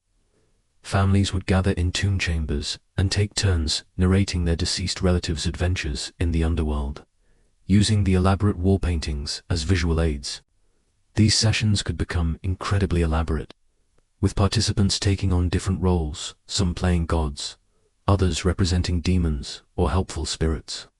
Children were especially encouraged to participate, learning family history and religious beliefs through these immersive storytelling sessions. Perhaps most remarkably, the Egyptians created what we might recognize today as the world's first escape rooms built directly into tomb complexes. These weren't designed to keep grave robbers out, but rather to entertain visiting family members. The puzzles and challenges were based on scenes from the Book of the Dead, requiring visitors to demonstrate their knowledge of afterlife navigation to progress through different chambers. Successful completion of these challenges was believed to provide spiritual benefits to both the living participants and their deceased relatives. The wealthy elite took this concept even further, commissioning elaborate mechanical contraptions for their family tombs. These devices, operated by hidden counterweights and water systems, could create moving statues, opening and closing doors, and even simulated conversations with the dead through cleverly hidden speaking tubes operated by concealed priests. Visiting these tombs became a form of entertainment that combined religious devotion with technological marvel, but not all death-related. Entertainment was reserved for family members. The Egyptians also developed public spectacles around mummification itself. Skilled embalmers would sometimes perform their craft in public squares during major festivals, turning the preservation process into educational entertainment. Crowds would gather to watch master embalmers demonstrate their techniques on practice. Bodies often accompanied by musicians and storytellers who would explain the religious significance of each step. These public mummification demonstrations sometimes evolved into competitions, with different embalming houses showcasing their skills and competing for prestigious contracts.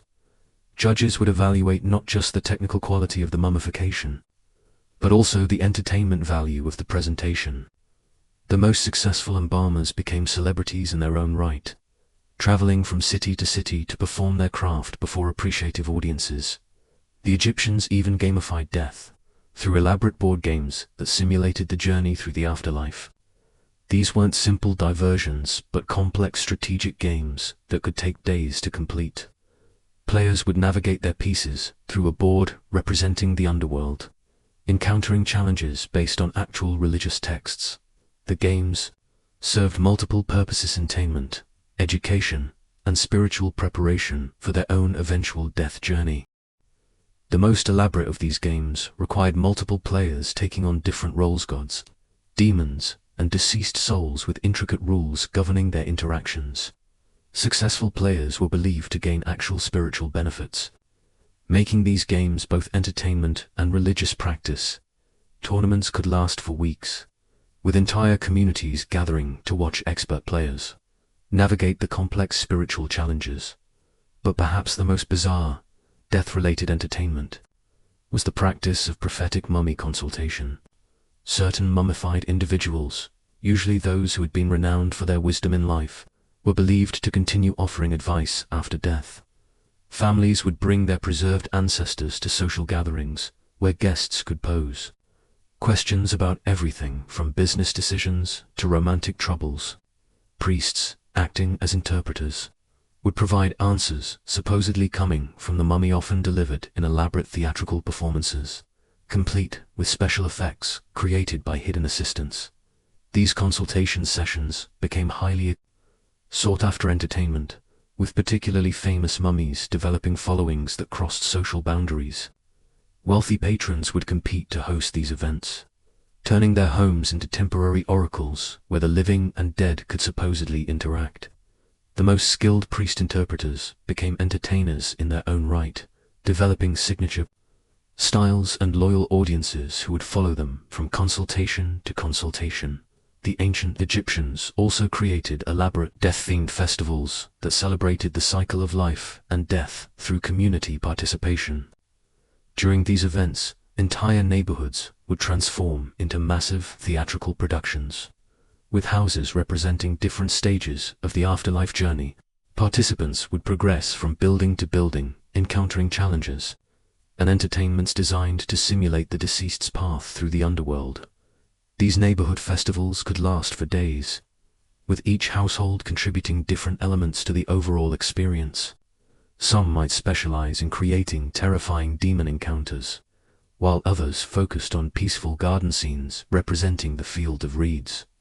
The most creative households would develop mechanical puppets, light shows using polished metal mirrors, and even underground tunnels connecting different houses to create surprise appearances to simulate the deceased's path through the underworld.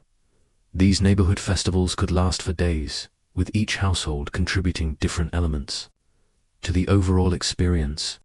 Some might specialize in creating terrifying demon encounters, while others focused on peaceful garden scenes representing the field of reeds.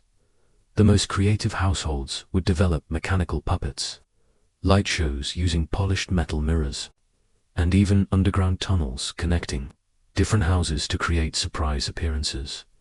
What's remarkable about these death-scented entertainment practices is how they reflect the Egyptian understanding of existence as a continuous cycle, rather than a linear progression from life to death. Their games, festivals, and performances didn't morbidly dwell on death, but rather celebrated it as another form of existence, worthy of joy, creativity, and community participation. These practices also reveal the profound social function of entertainment in ancient Egypt. By involving the entire community in death-related celebrations, the Egyptians created support networks that helped families cope with loss while maintaining connections to their ancestors. The elaborate nature of these entertainments also served to reinforce social hierarchies and religious beliefs, but in ways that felt joyful rather than oppressive. The technological innovation evident in these death-related entertainments is equally impressive. The mechanical devices, hidden chambers, and special effects created for tomb entertainment represent some of the most sophisticated engineering of the ancient world. These weren't just religious artifacts, but entertainment technologies that required advanced knowledge of physics, hydraulics, and acoustics. Perhaps most importantly, these practices demonstrate how the ancient Egyptians refused to let even death diminish their capacity for joy, creativity, and social connection. In a world where mortality was an ever-present reality, they chose to transform their relationship with death into opportunities for celebration, learning, and community building. Their approach offers a striking contrast to many modern attitudes toward death and mourning, where we often see death as a private, somber affair. The Egyptians made it a public celebration of life's continuity. Their elaborate entertainment surrounding death wasn't denial or avoidance, but rather a sophisticated cultural response that acknowledged death's reality while refusing to let it dominate their emotional landscape. These death-centered entertainment practices ultimately reveal the depth and complexity of ancient Egyptian civilization. They were a people who could find joy and meaning in every aspect of existence, transforming even the most challenging human experiences into opportunities for creativity, connection, and celebration. Their legacy reminds us that entertainment and joy aren't frivolous additions to life, but essential elements that help us navigate existence's full spectrum of experiences. In understanding how the ancient Egyptians turned death into entertainment, we gain insight not just into their remarkable civilization, but into the human capacity for resilience, creativity, and connection. Their practices challenge us to consider how we might approach our own difficult experiences with similar imagination and community spirit, finding ways to transform challenge into celebration and isolation into connection on ancient Egyptian entertainment. We now venture into perhaps the most fascinating aspect of their culture, the elaborate death games and afterlife spectacles. While we've explored their mystical board games and grand festivals, nothing quite captures the Egyptian imagination like their relationship with death itself, something they transformed from a source of fear into the ultimate form of entertainment. Picture, if you will, the grand necropolis of Saqqara during the height of the Old Kingdom. Here, death was not an ending but a spectacular beginning, a theatrical production that could last for months and involve entire communities. The wealthy elite didn't simply die. They orchestrated their own eternal entertainment, complete with intricate puzzles, hidden chambers, and elaborate performances that would continue long after their last breath. The process began with what we might call death auditions, elaborate planning sessions where the soon-to-be deceased would work with priests, architects, and performers to design their ultimate afterlife experience. These weren't somber affairs, but rather creative workshops buzzing with excitement.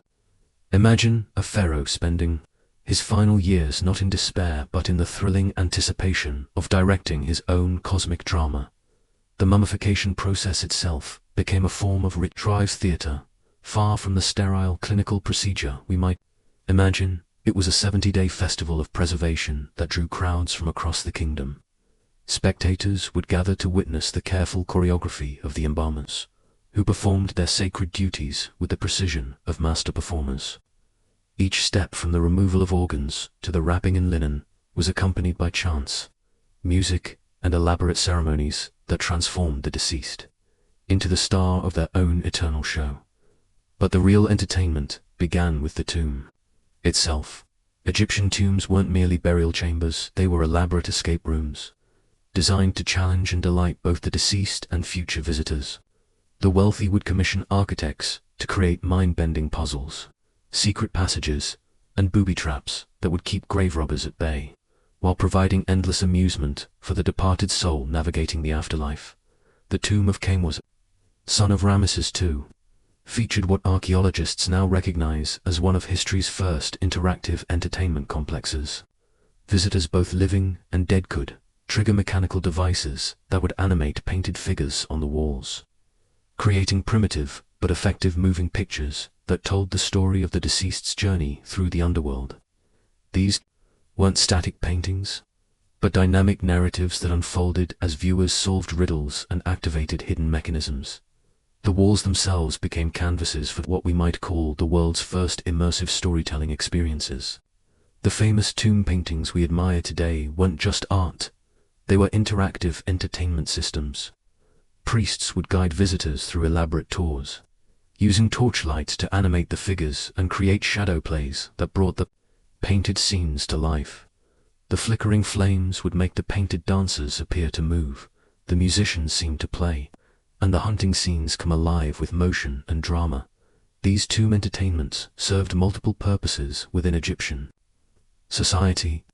For the living, they provided a unique form of recreational activity that combined education, spiritual reflection, and pure spectacle.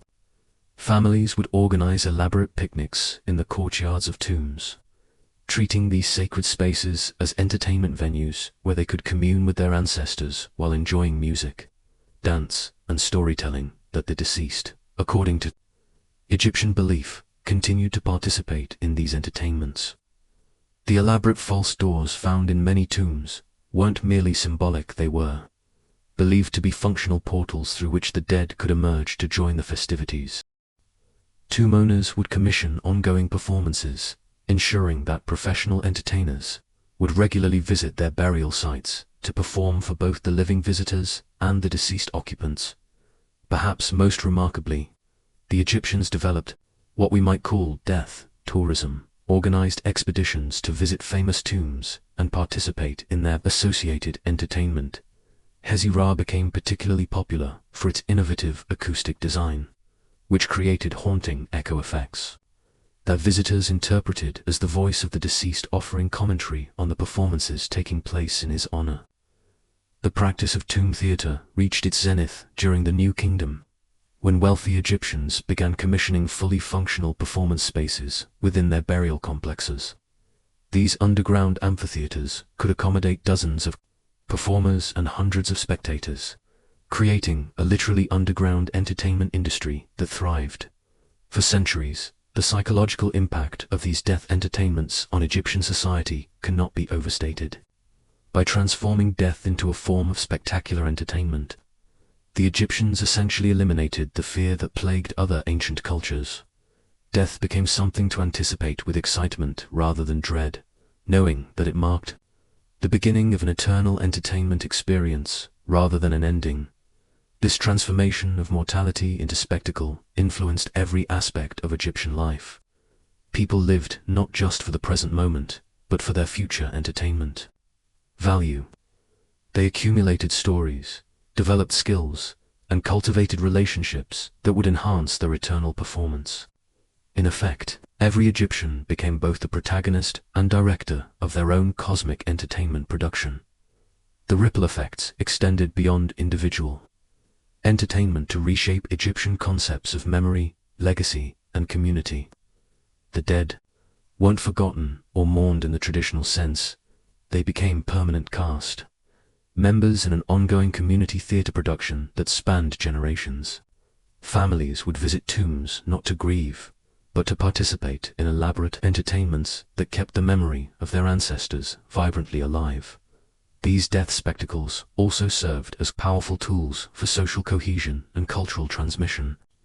The stories told in tombs, the puzzles solved, and the performances witnessed all served to reinforce Egyptian values, beliefs, and traditions. Children learned about their heritage, not through dry recitation, but through thrilling adventures. In the elaborate entertainment complexes of the dead, the economic impact was equally significant. The death entertainment industry employed thousands of craftsmen, performers, architects, and priests, creating an entire economic sector devoted to posthumous pleasure. Tomb construction became one of Egypt's largest industries, not merely for religious reasons, but because these elaborate entertainment complexes required massive resources and sophisticated planning. Modern archaeologists continue to discover new layers of these ancient entertainment systems. Recent excavations have revealed tombs equipped with hydraulic mechanisms that could create fountain displays, acoustic chambers designed to amplify and distort sound for dramatic effect, and even primitive automated systems that could trigger sequences of lights and sounds to create immersive experiences that would impress visitors. Centuries after their creation, the sophistication of these death entertainments reveals a civilization that had mastered not just the practical aspects of life, but had elevated the very concept of entertainment to cosmic proportions. The Egyptians understood that true entertainment transcends the boundaries between life and death, creating experiences that could provide joy, wonder, and meaning across the vast expanse of eternity. As we stand today in the shadow of these ancient monuments, we're not just viewing archaeological artifacts, but witnessing the remains of the world's most ambitious entertainment project, a civilization-wide effort to transform death itself into the ultimate form of recreational activity.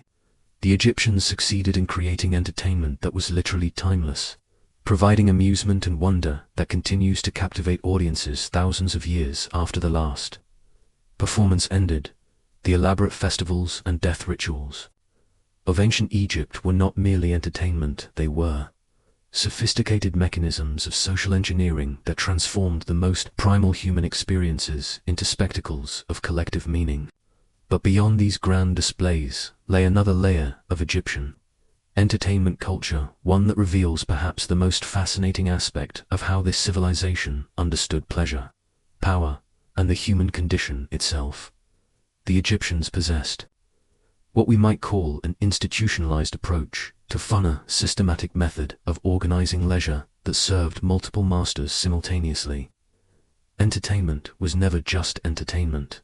It was education, it was politics, it was religion, and it was social control, all wrapped into experiences so compelling that participants rarely questioned the deeper currents flowing beneath the surface of their enjoyment. Consider the phenomenon of Egyptian sporting competitions, which evolved far beyond simple athletic contests into elaborate theatrical productions that could last for weeks. The most spectacular of these were the river festivals, where entire communities would gather along the Nile to witness competitions that combined athleticism with religious ceremony and political messaging in ways that would make modern event planners weep with envy. The Festival of Opet, held annually in Thebes, exemplifies this multi-layered approach to entertainment. What appeared to be a celebration of the god Amun's journey from Karnak to Luxor was actually a masterpiece of ancient edutainment.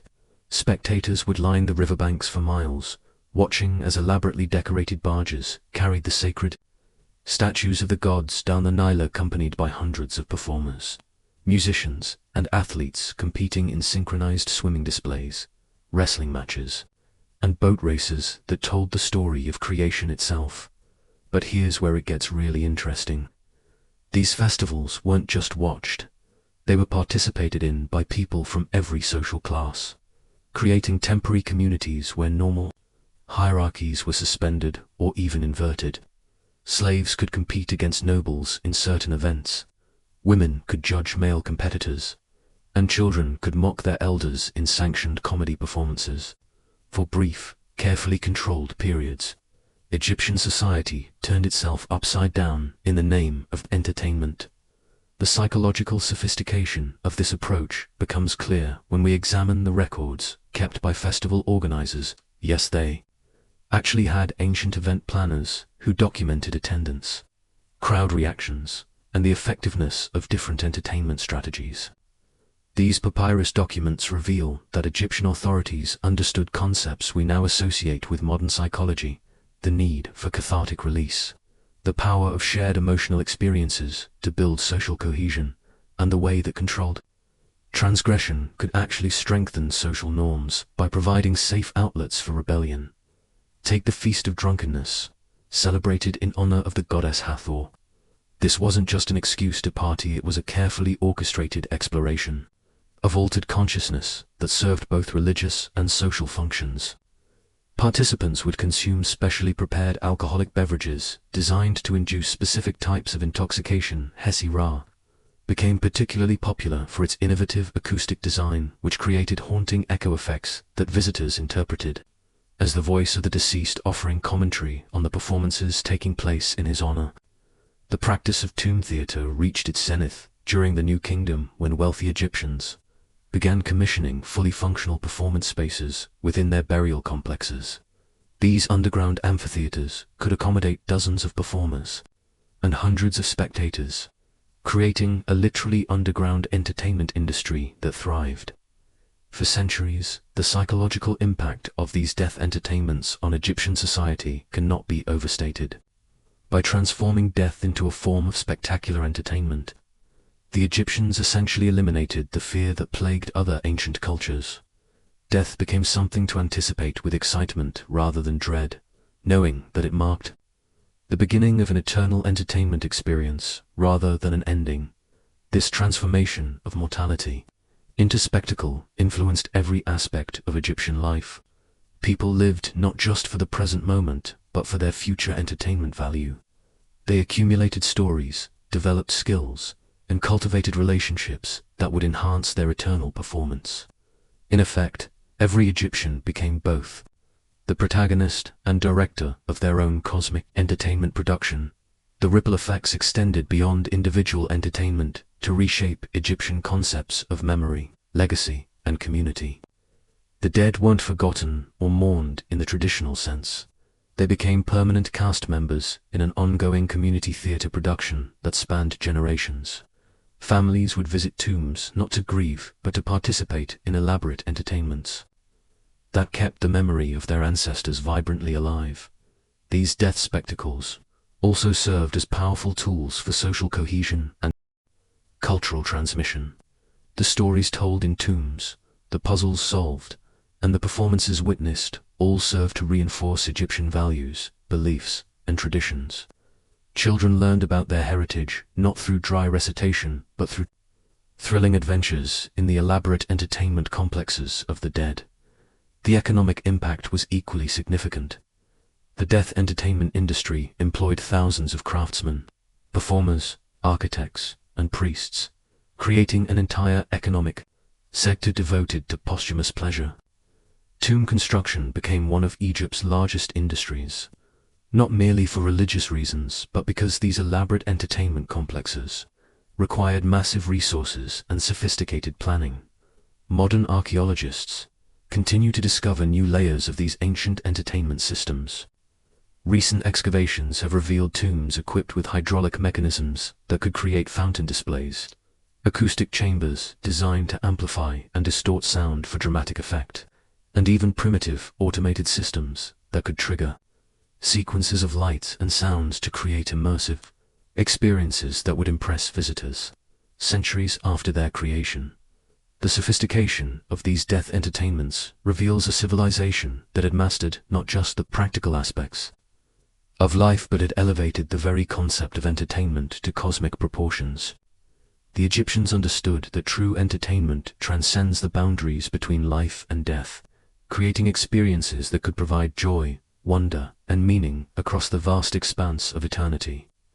As we stand today in the shadow of these ancient monuments, we're not just viewing archaeological artifacts, but witnessing the remains of the world's most ambitious entertainment project, a civilization-wide effort to transform death itself into the ultimate form of recreational activity.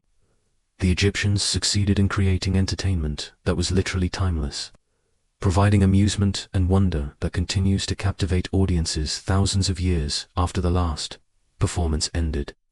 The elaborate festivals and death rituals of ancient Egypt were not merely entertainment, they were sophisticated mechanisms of social engineering that transformed the most primal human experiences into spectacles of collective meaning. But beyond these grand displays lay another layer of Egyptian entertainment culture, one that reveals perhaps the most fascinating aspect of how this civilization understood pleasure, power, and the human condition itself. The Egyptians possessed what we might call an institutionalized approach to fun, a systematic method of organizing leisure that served multiple masters simultaneously. Entertainment was never just entertainment. It was education, it was politics, it was religion, and it was social control, all wrapped into experiences so compelling that participants rarely questioned the deeper currents flowing beneath the surface of their enjoyment. Consider the phenomenon of Egyptian sporting competitions, which evolved far beyond simple athletic contests into elaborate theatrical productions that could last for weeks. The most spectacular of these were the river festivals, where entire communities would gather along the Nile to witness competitions that combined athleticism with religious ceremony and political messaging in ways that would make modern event planners weep with envy. The festival of Opet, held annually in Thebes, exemplifies this multi-layered approach to entertainment. What appeared to be a celebration of the god Amun's journey from Karnak to Luxor was actually a masterpiece of ancient edutainment.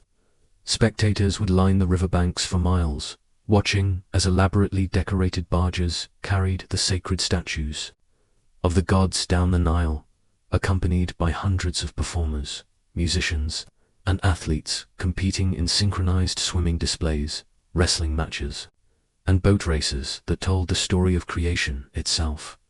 But here's where it gets really interesting. These festivals weren't just watched, they were participated in by people from every social class, creating temporary communities where normal hierarchies were suspended or even inverted. Slaves could compete against nobles in certain events. Women could judge male competitors, and children could mock their elders in sanctioned comedy performances. For brief, carefully controlled periods, Egyptian society turned itself upside down in the name of entertainment. The psychological sophistication of this approach becomes clear when we examine the records kept by festival organizers. Yes, they actually had ancient event planners who documented attendance, crowd reactions, and the effectiveness of different entertainment strategies.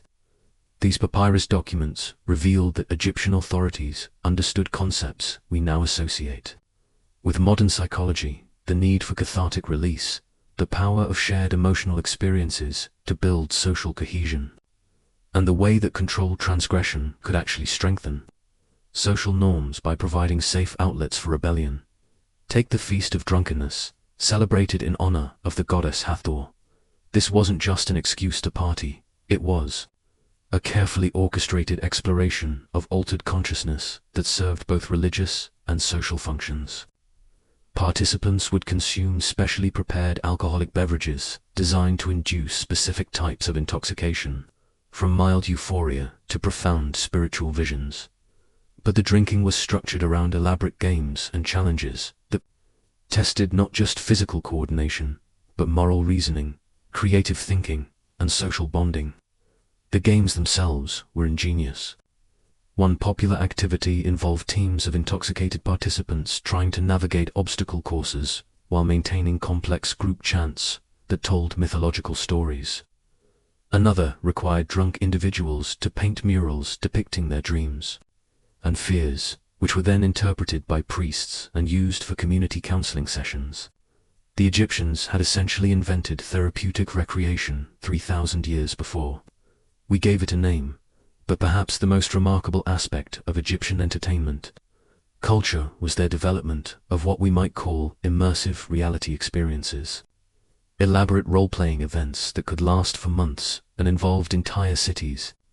The most famous of these was the annual Judgment, where communities would reenact the mythological trial of Osiris, with ordinary citizens playing the roles of gods, demons, and cosmic forces. These weren't simple pageants. Participants underwent extensive preparation, learning not just their roles, but the philosophical and theological principles behind them. They studied acting techniques, practiced ritualized combat, and mastered the complex musical and poetic traditions associated with their characters. When the event finally began, the entire community would be transformed into a living mythology, where every interaction carried deeper meaning and every decision had cosmic significance. The psychological impact of these experiences was profound. Participants reported lasting changes in their worldview, their relationships, and their understanding of their place in the cosmic order. Modern researchers studying these ancient accounts have identified parallels with contemporary immersive theater, virtual reality experiences, and even modern therapeutic techniques like psychodrama. What made these Egyptian entertainment formats so effective was their integration of multiple sensory modalities and meaning-making systems. A single festival might combine visual spectacle, musical performance, physical challenge, intellectual puzzle-solving, spiritual practice, social bonding, and political education into a seamless whole that engaged participants on every level of their being. The Egyptians also understood something that modern entertainment often forgets: the power of genuine stakes. Their games and competitions weren't just diversions. They had real consequences for participants' social status, economic opportunities, and even their prospects in the afterlife. When you're competing in a chariot race, that will determine not just who wins a prize, but who gets to marry the pharaoh's daughter, or who earns the right to be buried in a particular cemetery.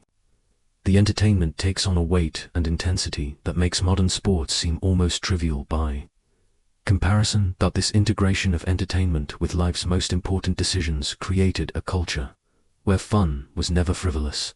Every joke, every game, every festival was an opportunity for personal growth, social advancement, and spiritual development. The Egyptians had created a civilization where entertainment and meaning were so thoroughly intertwined that the very concept of mere amusement would have seemed bizarre. The decline of this entertainment culture offers sobering lessons for our own time. As Egypt was conquered by successive empires, Persian, Greek, Roman, the new rulers often maintained the surface forms of Egyptian festivals and games, while stripping away their deeper meaning and social function. The result was entertainment that looked similar but felt hollow, spectacle without substance, fun without purpose. The Roman-era accounts of Egyptian festivals describe events that were more elaborate and expensive than ever before, but somehow less satisfying to participants. The careful balance between individual pleasure and collective meaning had been lost, replaced by a more familiar pattern of passive consumption and hierarchical display. Entertainment had become something done to people, rather than something done by and with them. This transformation reveals perhaps the most important insight from ancient Egyptian entertainment culture: that true fun, the kind that nourishes the human spirit and strengthens social bonds, requires more than just pleasure or excitement. It requires meaning, purpose, and genuine connection to something larger than ourselves. The Egyptians understood that entertainment at its best is not an escape from life, but a deeper engagement with it, not a distraction from our humanity, but a celebration of it.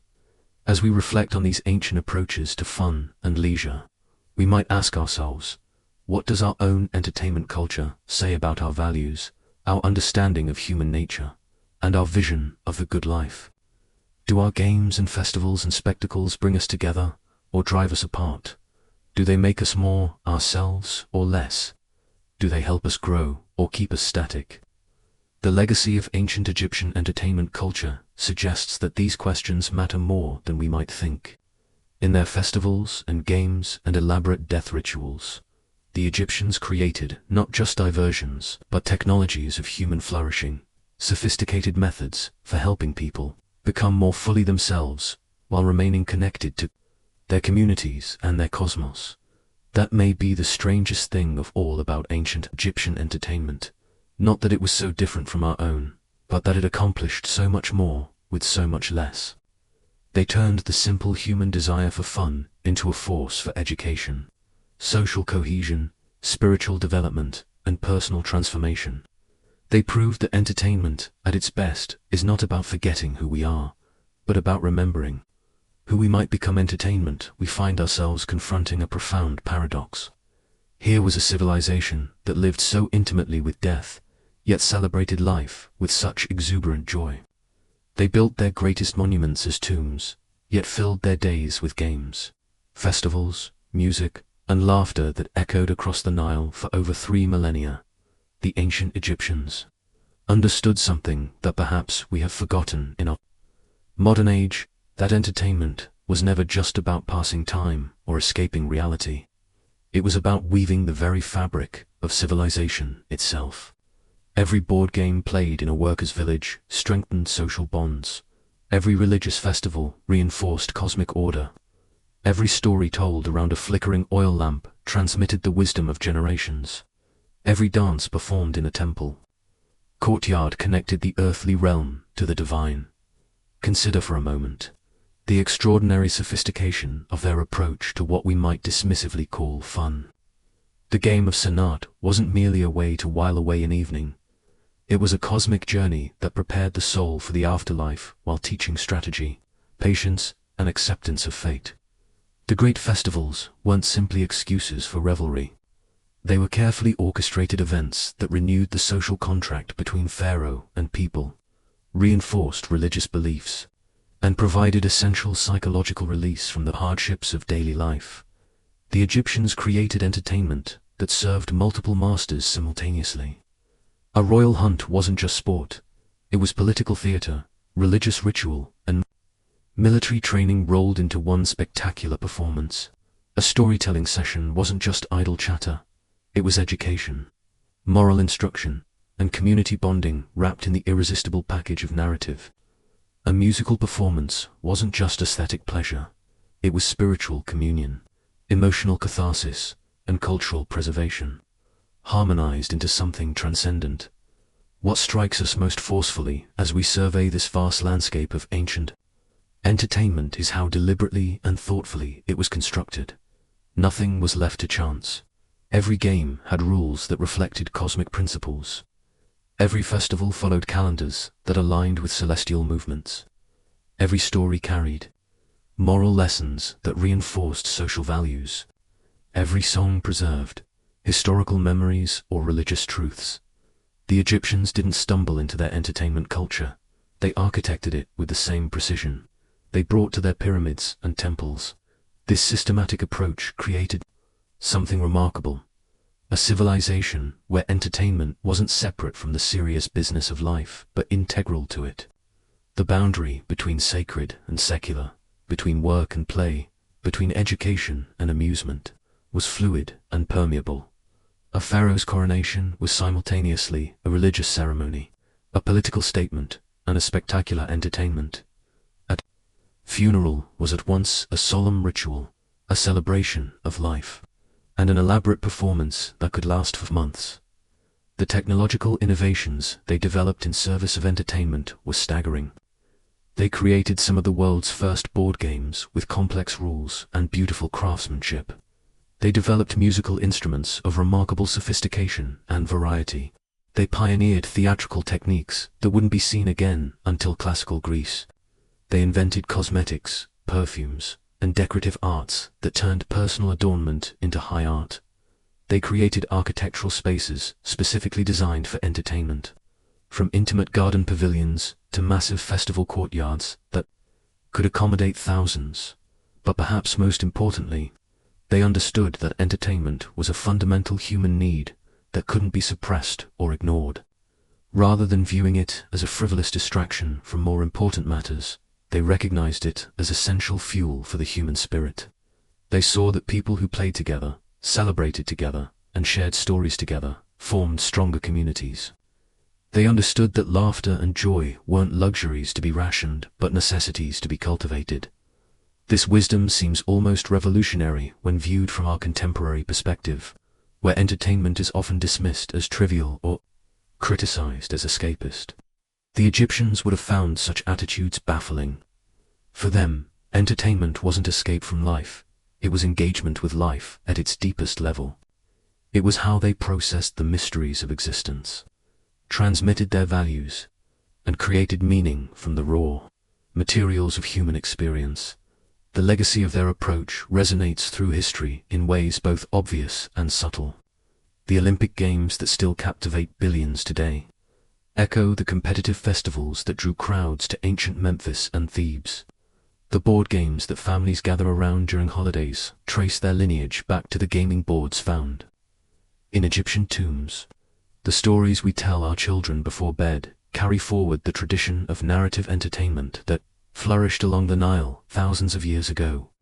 Even our modern understanding of celebrity and spectacle owes something to the Egyptians, who elevated their pharaohs to divine status and created elaborate public performances around their every appearance. The concept of themed entertainment, where immersive experiences transport participants to other worlds, has its roots in the Egyptian festivals that transformed entire cities into stages for mythological dramas. But the Egyptian approach to entertainment also contained darker currents that we cannot ignore. The same civilization that created beautiful music and poetry also found amusement in gladiatorial combat and public executions. The same people who played gentle board games also enjoyed brutal animal hunts and warfare. The same culture that celebrated life also practiced human sacrifice and elaborate rituals of death. This complexity reminds us that entertainment has always been a double-edged sword, capable of both elevating and degrading the human spirit. The Egyptians themselves seemed aware of this duality. Their art and literature contained numerous warnings about excess and moral corruption. They understood that entertainment could become addiction, that pleasure could become vice, that spectacle could become cruelty. Their religious and philosophical traditions emphasized balance and moderation, seeking to harness the power of entertainment while avoiding its pitfalls. As we stand at the end of our exploration, we're left with profound questions about our own relationship with entertainment. In an age of digital distractions and virtual realities, what can we learn from a civilization that viewed entertainment as sacred duty? In a time when we often consume entertainment passively and individually, what wisdom might we glean from people who created it actively and communally? In an era when entertainment is often separated from meaning and purpose, how might we recapture the Egyptian integration of fun and significance? The ancient Egyptians offer us a vision of entertainment as something more than mere diversion.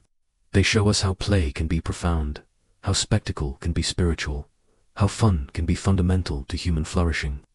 They remind us that the things we do for joy and pleasure aren't separate from the serious business of building civilization. They are essential to it. Their legacy challenges us to think more deeply about the role of entertainment in our own lives and societies.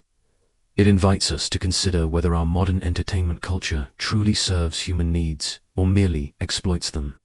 It encourages us to ask whether we're creating forms of fun that strengthen communities and transmit wisdom, or simply consuming products that isolate us and diminish us. The strange things the ancient Egyptians did for fun weren't really so strange after all. They were profound expressions of human creativity, ingenuity, and social intelligence. They were attempts to make sense of existence, to find joy in difficulty, to create bonds that transcended individual mortality. They were, in short, deeply human responses to the eternal challenge of how to live meaningfully in an uncertain world. And in that sense, perhaps, we are not so different from those ancient people, dancing in temple courtyards, playing games by lamplight, and telling stories under desert stars. We too seek meaning in our entertainment. We too use play to process reality.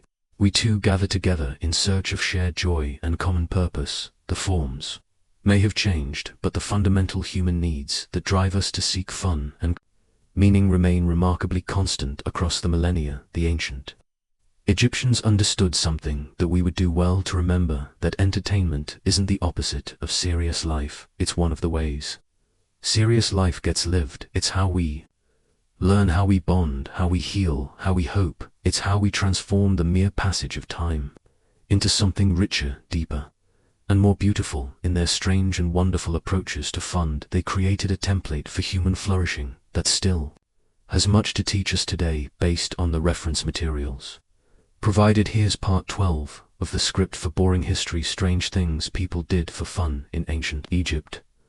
As we reach the end of our journey through the dusty corridors of ancient Egyptian entertainment, it's remarkable to see how these seemingly strange practices actually reveal a civilization of extraordinary sophistication and depth. What might appear bizarre to our modern eyes was in fact a carefully orchestrated system of activities that served multiple vital functions in Egyptian society. The games they played, from the strategic complexities of Senate to the physical challenges of their athletic competitions, weren't merely diversions, they were training grounds for the mind and body, preparing individuals for the challenges of both earthly life and the perilous journey through the afterlife. When an Egyptian nobleman spent hours contemplating his next move in a game of Senate, he was simultaneously engaging in strategic thinking, religious contemplation, and social bonding. Their festivals and celebrations, with their elaborate pageantry and community participation, created powerful shared experiences that reinforced cultural identity and religious beliefs.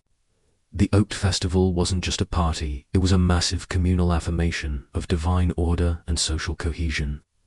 These events brought together people from all walks of life, from the highest priest to the humblest farmer, creating bonds that strengthened the entire civilization. Even their most unsettling practices, the human sacrifices and violent spectacles that seem so alien to us today, served specific cultural functions. They reinforced power structures, provided outlets for aggression, and created dramatic demonstrations of divine authority that helped maintain social order in a complex society.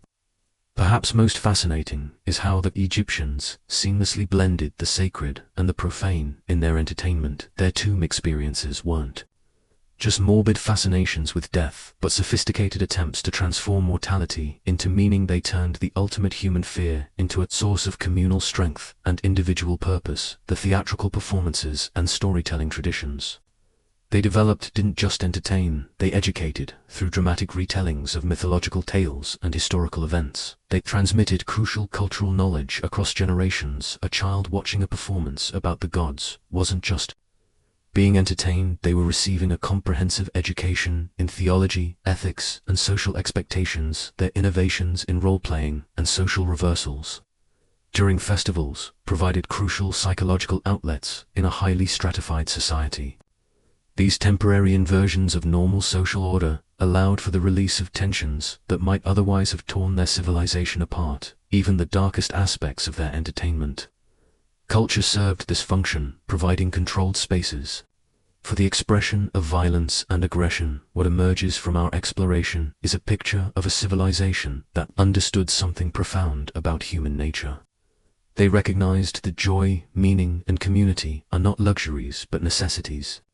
For a thriving society, their approach to entertainment was holistic, addressing spiritual, psychological, social, and educational needs.